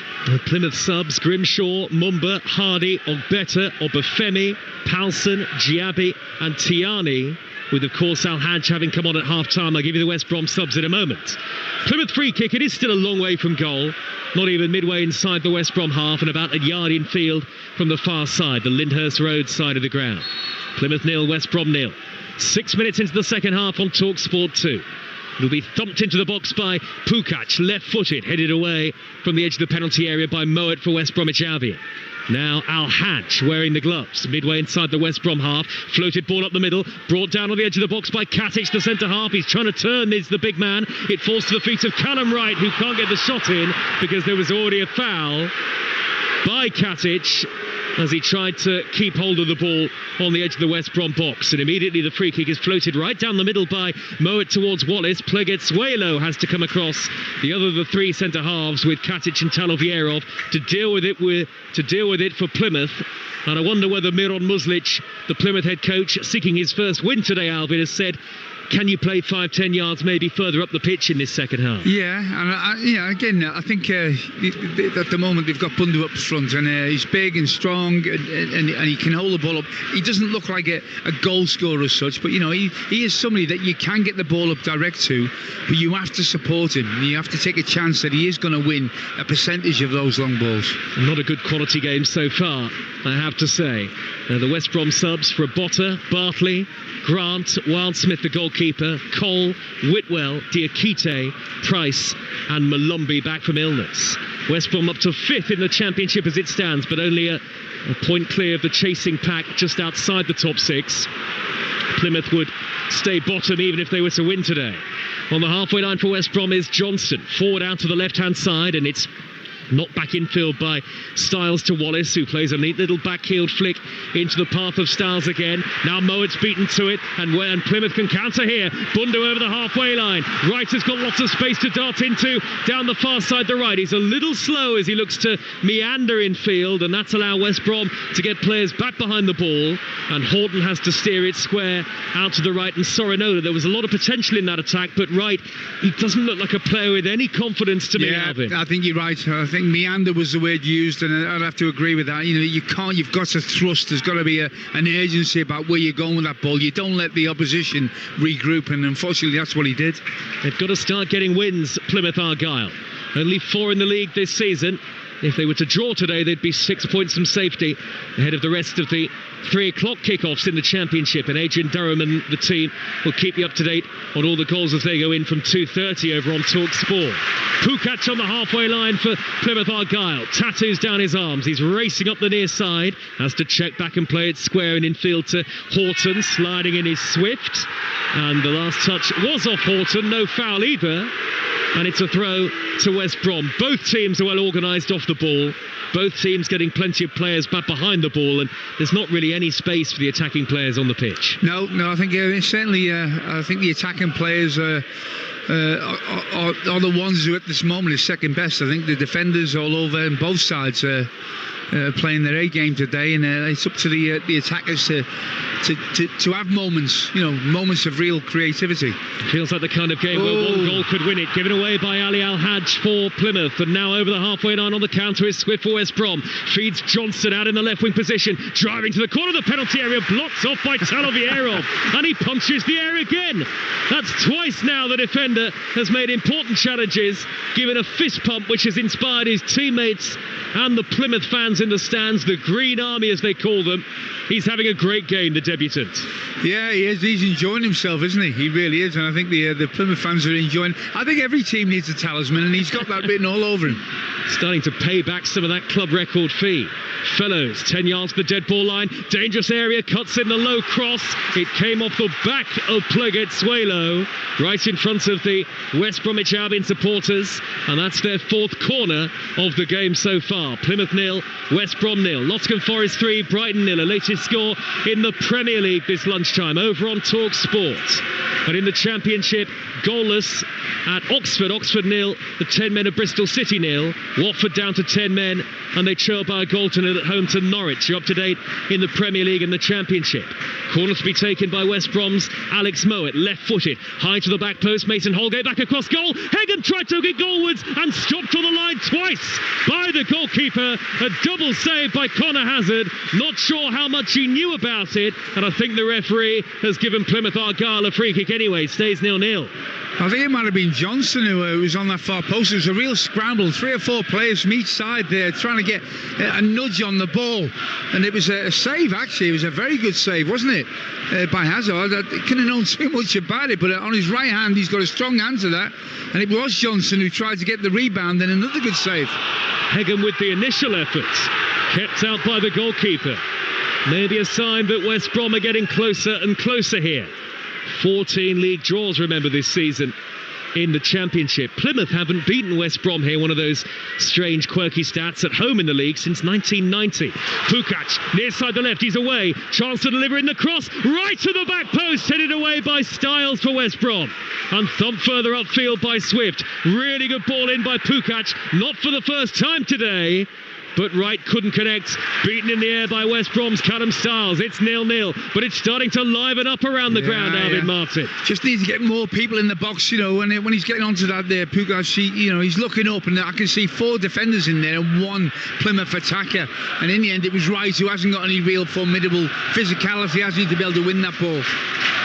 In League One this lunchtime, Barnsley 0, Barnsley 0, Burton 0, Stevenage 2-1. League 2 scores, Cheltenham 0, Chesterfield 0, and Gillingham 0, Notts County 3rd in League 2.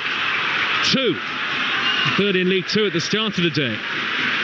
Here is Randall, edge of the centre circle for Plymouth. Back to the halfway line, and Talovierov. They've got Liverpool at home in the FA Cup next weekend. Live on Talksport at Plymouth Argyle next Sunday. That's a free hit. This one is much more important, and Sorinola's landed awkwardly away on the right-hand side. Thankfully, he's up to his feet.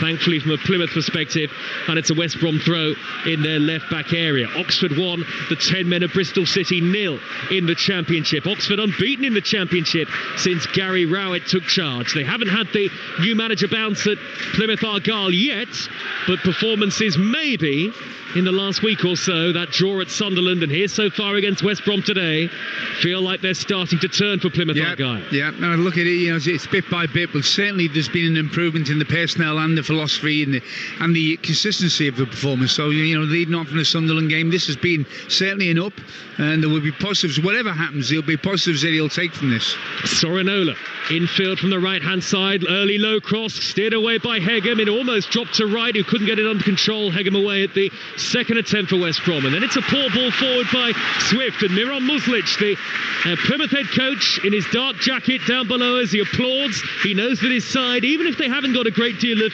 quality going forward, have got a bit of momentum back in the game. Yeah, I'm looking down right below us there, the 2 technical areas, Mowbray and Muslic. They've got to be 2 of the calmest, I would say, managers in terms of they don't run about, do they? They're just watching it, and I think they're very respectful, both of them. No reaction from Tony Mowbray to anything that's happened so far today. Not that much has happened on the pitch. It's been a game of very few, if any, clear-cut chances. I wouldn't say anything that we've had has been a clear-cut chance so far. As we head towards the hour mark, Al-Hadj trying to wriggle away down the Plymouth left. He thought he was caught by Furlong, nothing given by the referee, Dean Whitestone, and Furlong wins West Brom a throw in the right back position, and miraculously Al-Hadj is back up on his feet. I think he knows that this referee is decent. He knows when players are trying to feign injury. Not that that's happened a lot today, to be fair, but he knows the game. He's not a referee that you could kid. I think he's had a very good game. We'll get team news from the Premier League in St James's Park in just a moment. There'll be a throw here for West Bromwich Albion, which Furlong will take. Infield from the halfway line. He gets it back from Wallace and then awkwardly scoops the ball downfield. Header away by Katic from midway inside his own half. For Plymouth, we shouldn't forget, he's making his debut today as well, just like Talovierov. And they've both done very well, the new centre-halves. Jordan Horton is fouled. That'll be a free kick. Horton wants to take it quickly, and he has done. The referee's allowed him to. Hit it early. A reverse ball down the inside left. Hegem gets across to steer it away. Another foul by Al-Hadj. Another the free kick, and let's get team news ahead of our 3 o'clock commentary. Newcastle against Fulham. Here's Ian Danter. Pretty straightforward, Joe, in terms of team news. Newcastle unchanged after coming from behind to win at Southampton in their last Premier League game. Fulham are forced to make one change because of Harry Wilson's fractured foot. His place goes to Adama Traore, otherwise unchanged for the defeat at home to Manchester United. Newcastle against Fulham live here on Talksport 2 from 3 o'clock, Joe. West Brom on the attack here with Fellows, right edge of the penalty area with Pukac backing off. Fellows down to the dead ball line. He's pulled it back to Furlong. Hoists in the first time cross, header away by Randall for Plymouth Argyle. It's still 0-0. Now Bundu's gone down off the ball in a challenge with Heggen. Play continues. Bundu's back on his feet. And Johnston has won it back for West Bromwich Albion. He's driving towards the corner of the box. Wide right on the left-hand side is going to be delivered in by Styles. The cross took a double deflection on it, and it's dropped to Sorinola, who'll send it long up towards Bundu, just shy of the halfway line. He's held it up well in front of Heggen. He's tried to turn down the right. He's blocked off. The Plymouth fans fuming. No free kick given by the referee, Albion Martin. They're not happy with Dean Whitestone at the moment. No, he's made that right. Absolutely right. I think he made a little mistake a few minutes earlier when he allowed the free kick to be taken from the wrong position. They weren't happy about that, so I'm with them on that. But overall, I think he's right on that one. Certainly that last one. Given away by Puerguet-Suelo. Out of defence for Plymouth Argyle. West Brom are having a good spell, playing from left to right in the second half, but the noise is picking up at home park all the time. Plymouth bottom of the table 0, West Bromwich Albion 0. Sliding in is Sorinola. It's a West Bromwich Albion corner away on that far side of the field. He's certainly been equal to the task over that side, isn't he, on the right-hand side for Plymouth there. I think Johnson certainly looked the liveliest forward that they've got, and he's stuck to his task there, Sorinola. Another good challenge.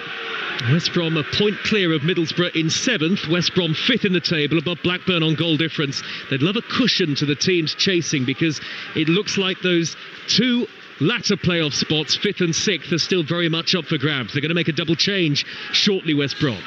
First, though, the corner delivered in by Moet, high left-footed. Heggen with a free header down, and Grady Diangana nods it in, but the flag is up, and the goal is quickly ruled out.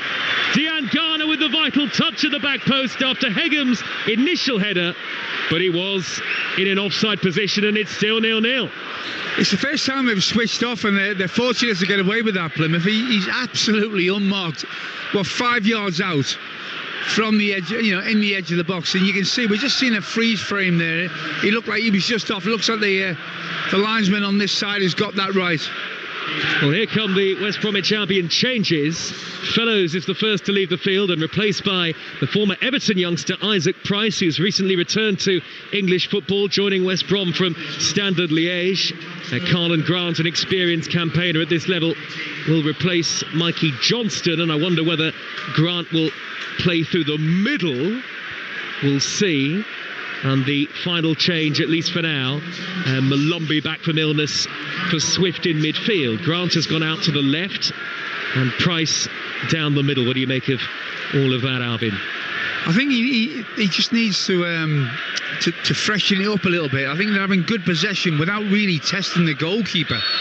So I think, sometimes you just throw the dice, really, Joe. You hope you get fresh legs on there. People who've got a point to prove sometimes. Still 0-0. 63 minutes into the game. Newcastle against Fulham live on Talksport 2 at 3 o'clock in the Premier League. I'm looking forward to listening to that on my way home with Ian Danter and Mickey Gray.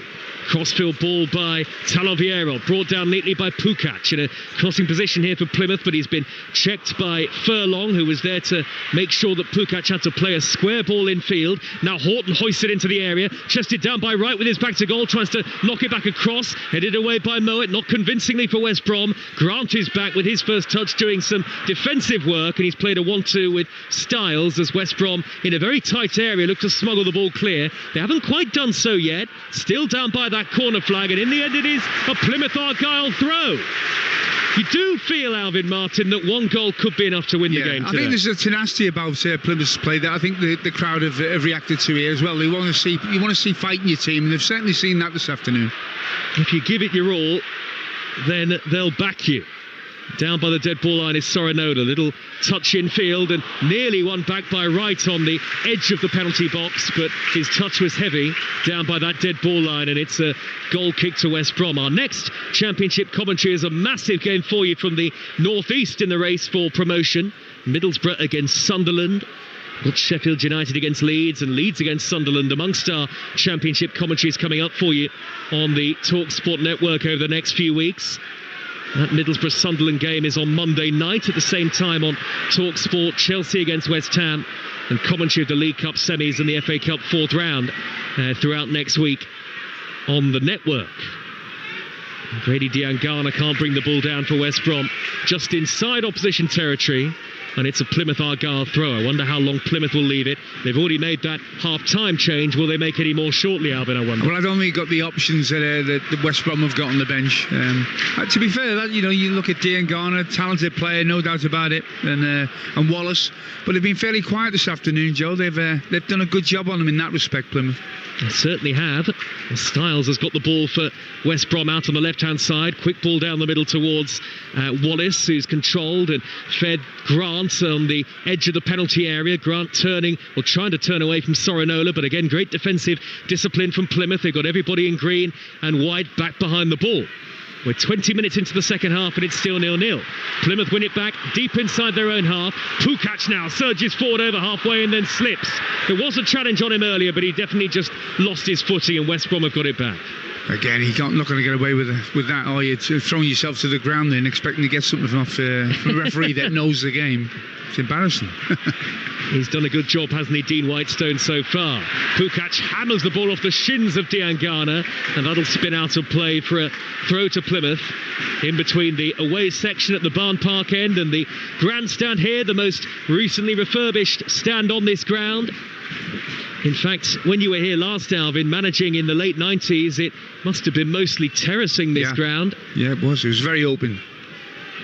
As Pukac he might have to be treated here. The game has most certainly stopped. You don't think? No, he's up on his feet, isn't he? He's okay. No. One or too many going down too often, I think, today, Alvin. Yeah. No, I think the game's flowed, hasn't it? There haven't been many more. I think we'll see from the extra time that we see at the end of both halves. The only extra time that you see here played is the substitutions, Joe. It's flowed. Players know that the referee is not going to stop the game if they throw themselves to the ground. And once players know that the rules, they play to the rules and they play to the style of the referee. I wish there were more referees like this around. I think at this moment in time he's been man of the match. Wallace on the corner of the penalty area, almost forced his way through for West Brom. He was blocked off by Talovierov, and Katic able to sweep it out of play and prevent a corner. It is a West Brom throw, level with the edge of the 18-yard box. Bristol City down to 10 men, chasing the playoffs away at Oxford in the Championship, but they have an equaliser. Oxford 1, the 10 men of Bristol City 1, and Nottingham Forest 4.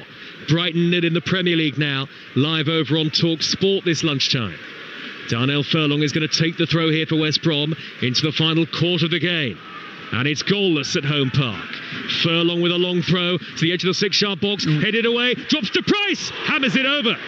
On the half volley, Isaac Price, 21 years of age, on just his second West Bromwich Albion appearance, looking for his first goal for the club.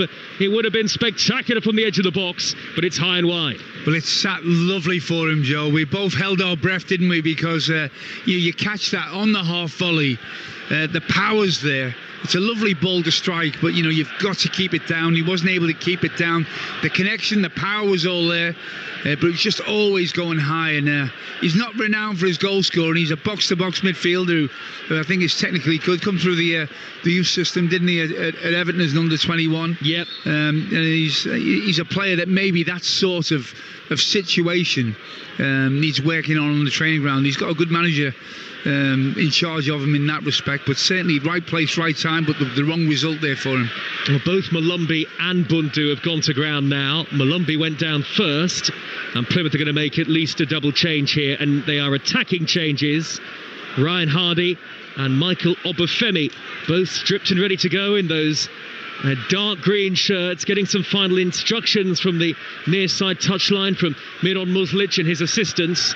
And for all of Plymouth's excellent work defensively, and it's not often you can say that so far this season, I can't remember a single even half chance they've had, Albion. No, it's a part of the game that I think they're going to have to nick a goal, and I think there's a lot of players out there as well. You think you're playing in a side that's getting beat regular.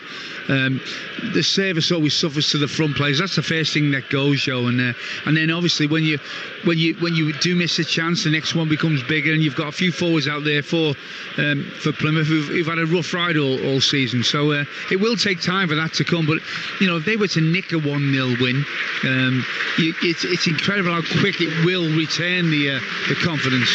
Well, off goes Bundu, and he's holding some tissue up to his nose. He's clearly been caught in an earlier challenge. Malumbi back on his feet for West Brom, and I think they're going to take off Bundu anyway.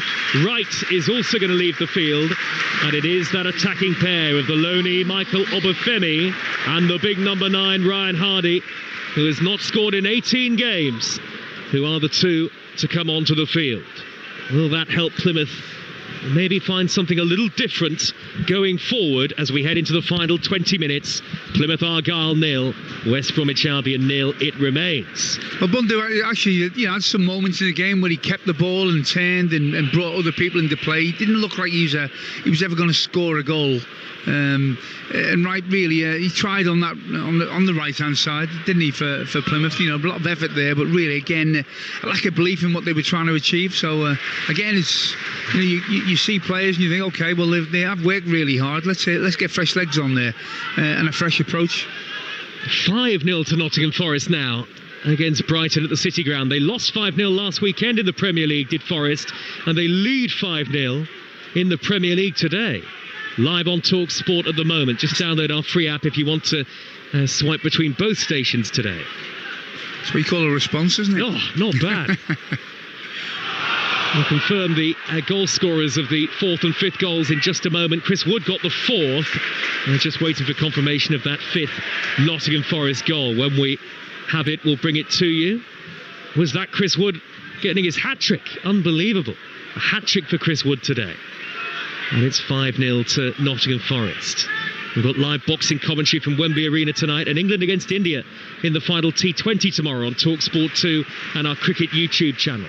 Forward by Pukac, high up the middle for Plymouth towards Hardy, headed away by a retreating Hegem, backpedaling and then given away by Mason Holgate, thundered forward by Pukac again. There is Hegem headed away again, the big centre half, and they slow the play down, get a foot on the ball to West Bromwich Albion. Certainly in possession they look much more composed than Plymouth Argyle, but really they haven't created a great deal themselves. No, I think Tony Mowbray will be the more disappointed of the two coaches if it stays like this.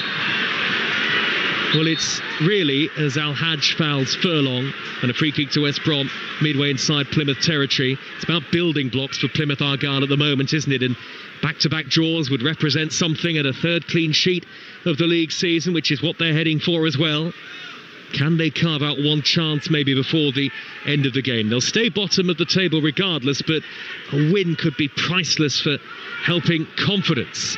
West Brom in the playoff picture. Header away by Katic, safety first. Straight out of play, West Brom throw on this near side there right. One thing is for sure, Joe, I think, for the remainder of the season, anyone coming to Home Park, it's not going to have an easy ride. It will be a tough game for them where, they are going to be better organised, they're going to be better defensively. And here is Wallace, he's taken it off Katic, angled tight inside the area, might go for goal, pulls it back, turned in by Malumbi. West Bromwich Albion get their goal, and it was an error from Katic. Wallace won it back, raced into the penalty box, the angle against him, so he turned it across, and Jason Malumbi there to turn it home from close range. He couldn't miss, and it's West Bromwich Albion who get the goal. Plymouth 0, West Brom 1.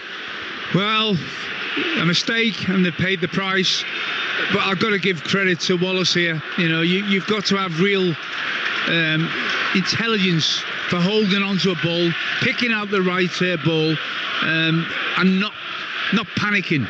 And that's exactly what happened. Once he was in the position, he waited. Keeper come out, made it really difficult for him, but he had the quality to be able to slide it into an area where, like you say, he couldn't miss. Got in front of the defender, did Jason Malumbi, sticking out a leg on the slide. He doesn't score many. but he's got West Bromwich Albion into the lead, and on a day where chances have been in such short supply, West Brom could be heading towards another important win in their bid for the playoff positions. And after such a lot of work put into the game by Plymouth Argyle, a rare error from one of the new centre halves, and that must feel absolutely deflating for them. 1-0 down. It's, you have to say they don't deserve it. I mean, they've been the better side overall in terms of possession and areas of play, West Brom, no doubt about that.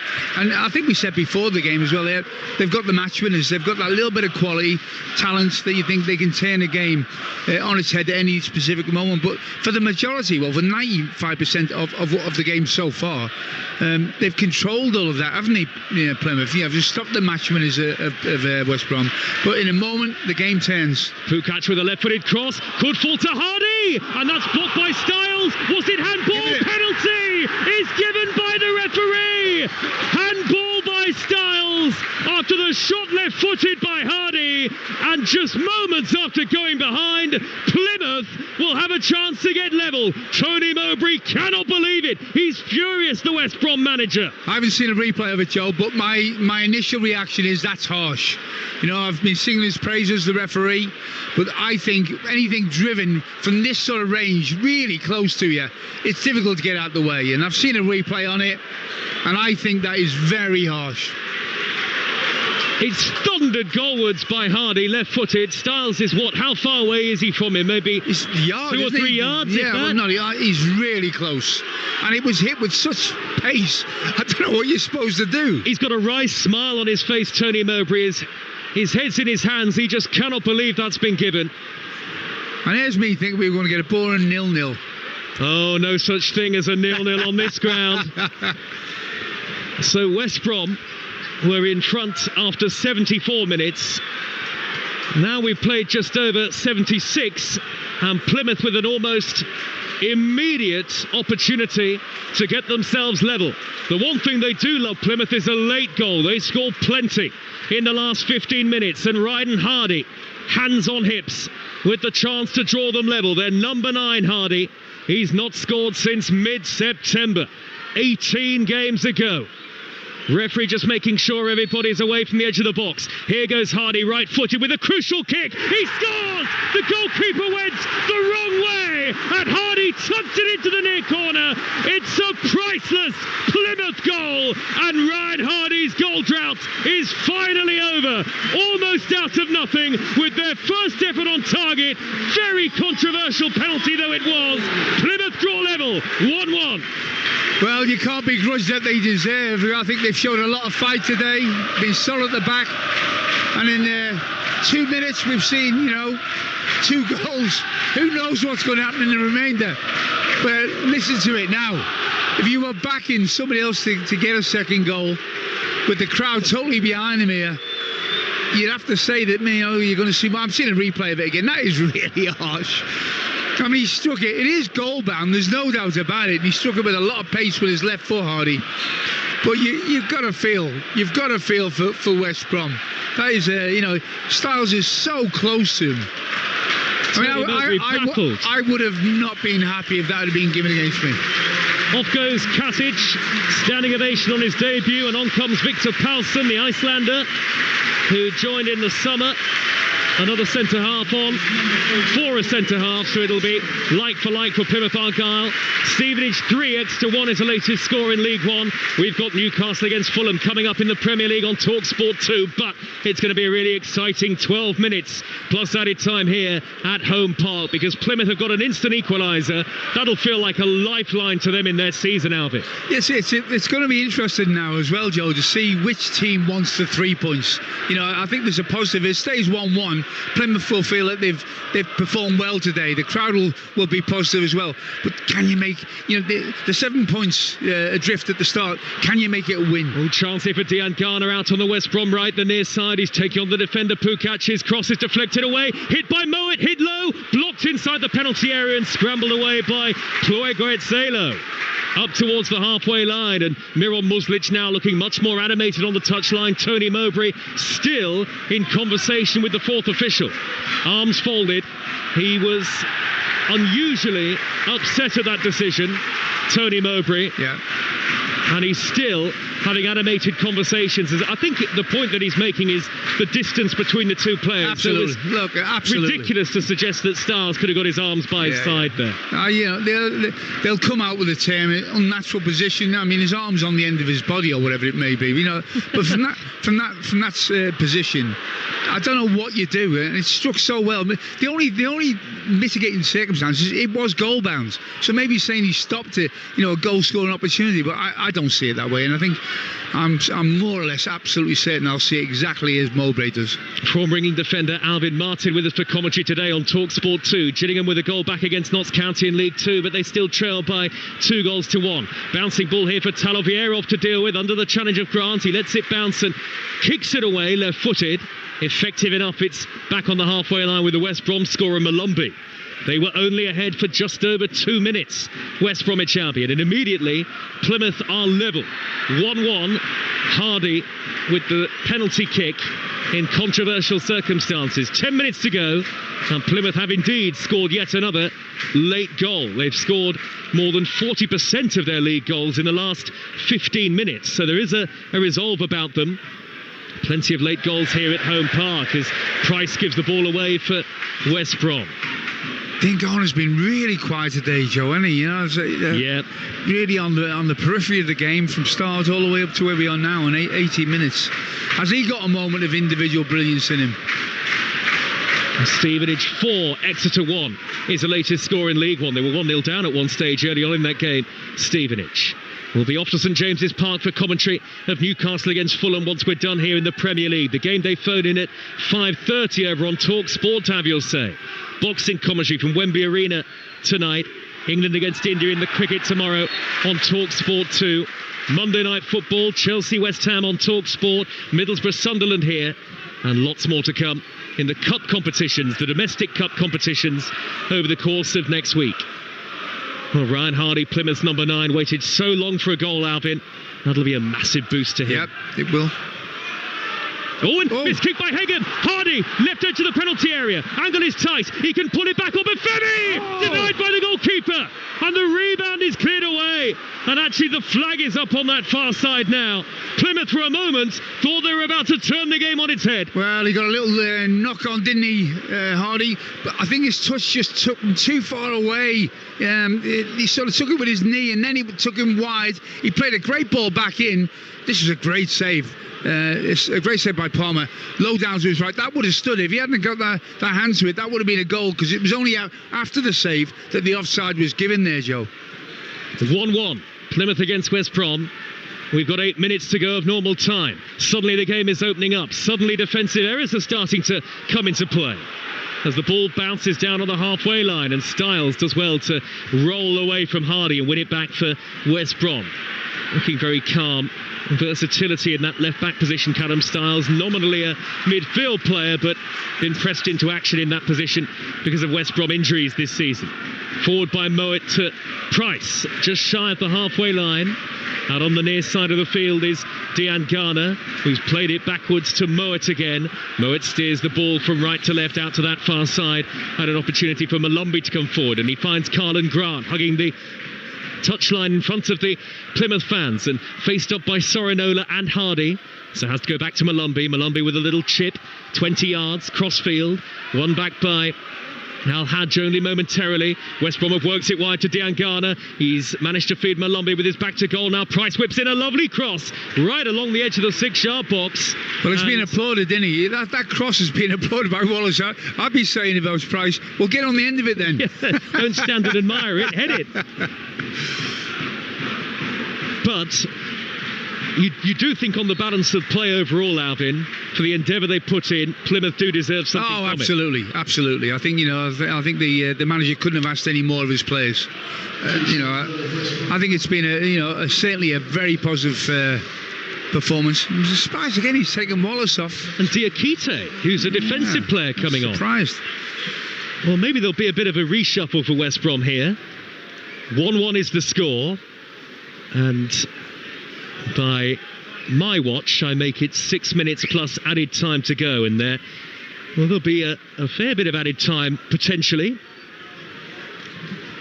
We will see exactly how much. Darko Giabi is going to come on for Plymouth Argyle, a regular in midfield this season on another loan from Leeds United. In fact, they're going to make that change before play gets back underway, and it's a standing ovation for Horton. They put a heck of a lot of work into the game, haven't they? Yeah. No, I think I don't think there's a player. I don't think there's a player on the pitch who hasn't put an effort in today. I think both managers will not point the finger at a lack of commitment from any player on the pitch. But I think it has been about commitments, hasn't it, for Plymouth? You know, they are most of the time in every game that they've got left are going to be up against it in terms of the quality of the opposition. They're going to have better players, you know, with better records and calibre of finishing, etc. But you can still get results through sheer effort and togetherness, and they've had that today. Oxford won, Bristol City won, but Bristol City are now down to 9 men, would you believe it, at the Kassam Stadium. They'll do well to hold on to a draw. West Bromwich Albion will, of course, be inside the playoff positions as it stands, up to 5th, in fact, above Blackburn on goal difference, but the gap to Middlesbrough in 7th is only a point, and then others trying to close the gap themselves. Plymouth will stay bottom of the table, and they'll be 6 points from safety, but maybe showing some signs of improvement, that they'll only have 16 games to go after today. Good sliding tackle by Pukac, robust and hard, firm but fair on Diangana. Throw to West Bromwich Albion, close to the Plymouth dugout, Albion. 1-1. Well, it's still there. You know, you do sense there's going to be a twist in the game. There's going to be, you know, a moment when all 3 points are going to be taken. I think would West Brom settle for a point at the moment? I think they probably would, you know. I think you can tell it by maybe the substitution that Tony Mowbray's made. But can you imagine if they did get a goal here, Plymouth? Oh, they would love it. They've got 4 minutes plus added time to find it. That's 12 goals now in the league, Alvin, in the final 15 minutes of games. So that is something to build on, certainly. Yeah, definitely. It does tell you that there is a measure of character there. At least in home matches, the away form has been awful. Long throw by Pukac over halfway. Flicked by Hardy, steered upfield by Mason Holgate for West Brom. That'll take a bounce, and Palsson will head it back to his goalkeeper. Malumbi thought he was blocked off by Pleget-Suelo. Nothing given by the referee. Who is playing up front for West Brom at the moment? Is that Price? Yeah, I think highest up the middle. He certainly covers the ground, doesn't he, Price? He's everywhere. He said there are irons in the fire, Tony Mowbray, in terms of a number 9. They desperately need one, West Brom. Absolutely. Long ball thundered downfield by the goalkeeper Palmer. Palsson let it bounce 2 or 3 times, a bit nervy, but a cushioned header back to Hazard, the goalkeeper again. Overarm throw out to the left back position. Early ball by Pukac is a great one. Hardy down the right hand side into the penalty area, onto the left foot, low shot blocked. Hardy to the rebound again. Oh! He's done it! Ryan Hardy, better late than never for Plymouth Argyle. The number 9 has scored twice. Plymouth have scored twice, and the game is turned on its head. And is this the moment? Is this the day? Plymouth Argyle season turns around. Bottom of the table, but they are showing their survival instincts. Somehow, it's Plymouth 2, West Brom 1. A few moments ago we said there's going to be a twist in the tail. Well, that, my friend, is a twist of significance. He hits the first one, a great ball in by Pukac with his left foot. He hits it with his right, it's a good block, but when it comes on his left, he makes no mistake at all. That really is a great finish with his left foot on his weakest side, Hardy. Has he had an impact on the game? You bet he has. He's come off the bench and he might have won it. Ryan Hardy had not scored at all since the 14th of September. And they were 1-0 down, Plymouth. They've had 3 shots on target and he's scored 2 of them. And they're 2-1 up with 90 seconds plus added time to go. And is Miron Muslic heading finally for his first win in charge. It'll be a nervy end to the game, but that late goal, just as you said, Alvin, has arrived and it's gone to the home team. Forward by Pleget-Suelo. How do they play it now, Plymouth, at this point? Forward by Holgate, that's hit the referee and bounced down to Diakite. That'll be a West Brom possession inside the centre circle. West Brom will not be able to believe that they're going to lose this, Albion, unless something changes. It's about being calm now. We need a Scouser down there. Calm down. But you need to be able to keep possession of the ball, and not gift it back to West Brom, because they do have players out there, that can actually undo you in a second, and they haven't got long, but it's about just keeping the ball now. So, how things have changed for Plymouth Argyle. There'll be just 4 points from safety as it stands. West Brom clinging on to 6th spot in the Championship. They were a goal up, and now they're 2-1 down. 30 seconds of normal time to go, and then added time follows. Nobody moving a muscle in the Plymouth sections of the stadium. There are Plymouth fans on all 4 sides of the ground. Forward by Holgate downfield, and Home Park is alive with noise as the ball glances off Diangana and out of play, and Pukac is really whipping up the crowd. Great spirit from Plymouth. Remember, Albion, in their last home game, they were 5-0 down at half-time. Yeah, well, I think Toliero has bonded them all together. His fist pumping, etc., is starting to now excel itself around the rest of the players, and you can see, there's not many occasions here when you've had this sort of atmosphere, this sort of positivity throughout the whole ground, from the players, the manager, the fans. Listen to them. 6 added minutes at the end of the game. Diangana, who's been poor, finally replaced by Devante Cole, who has really hardly had a snip of an opportunity since joining West Brom in the summer, but he's their last chance, certainly from a substitute's perspective, off the bench, as they somehow try and find an equaliser. Plymouth lead 2-1, nearly a minute through the 6 added at the end of the game. Well, this is what the EFL and the Championship is all about. You never know what you're going to get. And Plymouth Argyle are heading for what would be just their 5th league win of the season. And seasons can turn on days like this. What a mammoth result this would be. Before the game, Muslic, I think I heard audio, and he was very inspirational in terms of what he was saying and what he wanted from his team. Well, I think the crowd bought into that. They give him the platform, the support that the team needed, but the team have delivered, haven't they? They really have. Header away by Furlong from the right back position for West Brom. Flicked further forward by Price towards the halfway line, and he's run onto that glancing touch off the top of the head of Devante Cole. He's done well to carry the ball about 20 yards and win West Brom a throw midway inside the Plymouth half. But West Brom's best hope here is to try and find an equaliser. They'll feel they should be winning the game realistically. The penalty that went against them, and then Hardy scoring his second from open play, and it's 2-1 Plymouth Argyle in the 92nd minute with 6 added at the end of it. This ground will be rocking for the visit of Liverpool in the FA Cup next Sunday, live on Talksport, and we've got Newcastle against Fulham to come on Talksport 2 for you shortly. Nottingham Forest 6, Brighton 0, 7-0 to Nottingham Forest in the Premier League. 7-0 against Brighton. Cheltenham 1, Chesterfield 0 in League 2. A blow to Chesterfield's playoff hopes. Now West Brom have it on the left with Grant. 2.5 minutes through the 6 added. Grant with a chipped crossfield ball deep to the edge of the penalty area, header away by Pukac. He's looked rock solid. No handball against Moet right in front of the referee. Obvious handball that he does eventually give. Handball, free kick to Plymouth. Yeah, you got that right. I don't know if somebody had a whisper in his ear there. It was an obvious handball. And he wasn't far away from it, was he, Dean Whitestone? But he eventually got it right. Plymouth Argyle 2, West Bromwich Albion 1. And they're jumping up and down.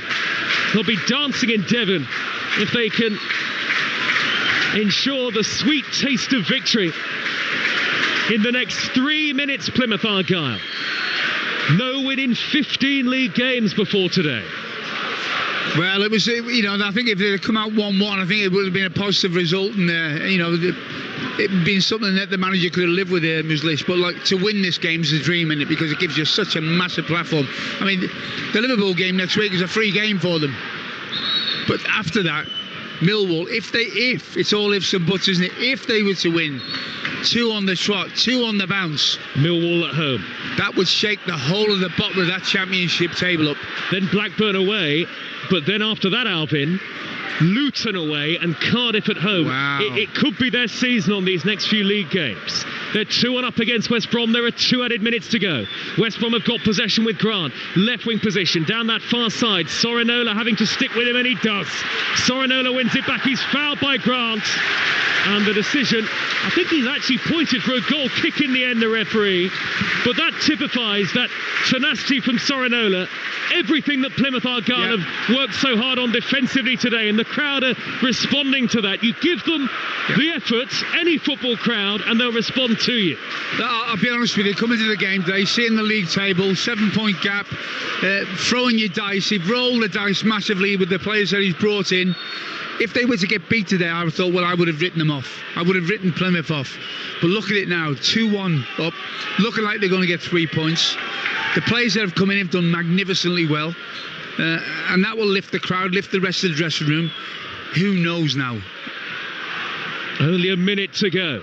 Header away by Diakite for West Bromwich Albion, and then thundered upfield by Victor Palsson for Plymouth. 2-1 to Plymouth Argyle. Styles has got it in the left back area for West Brom. Al Hadj has gone down for Plymouth, but play goes on. It's not a head injury, so they're effectively temporarily down to 10 men at the moment, Plymouth. 50 seconds to go. West Brom seeking an equaliser as the ball goes out to play. Pukac in the way in front of Price, and he puffs out his chest like a warrior, celebrating almost every throw that they get at the moment. The Plymouth players and supporters alike. It's been such a long time since they won a league game, the 5th of November. And you can hear all around us what it means. There are times, when you see teams win and lose games, but I've got to give credit to the fan base here, Joe. From the moment that we came in, bearing in mind how tough it has been for them, watching what they've had to watch up to this point, they played their part today. They played a massive part in allowing the players to go and do what they've done. Taloviero's just been given the Man of the Match award by the sponsors. Yeah.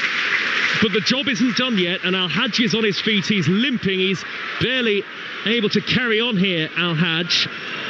We've had the 96 minutes, but there will be a few more seconds to go. Miron Muslic is screaming at his player to carry on and tuck back in and get back into an onside position. Plymouth 2, West Brom 1. 96.5 minutes play. Long ball downfield by Furlong for West Brom, and it's bouncing, and it's only half away. Palsson and Taloviero both went for it. Al Hadj can barely walk right at the end of the game here.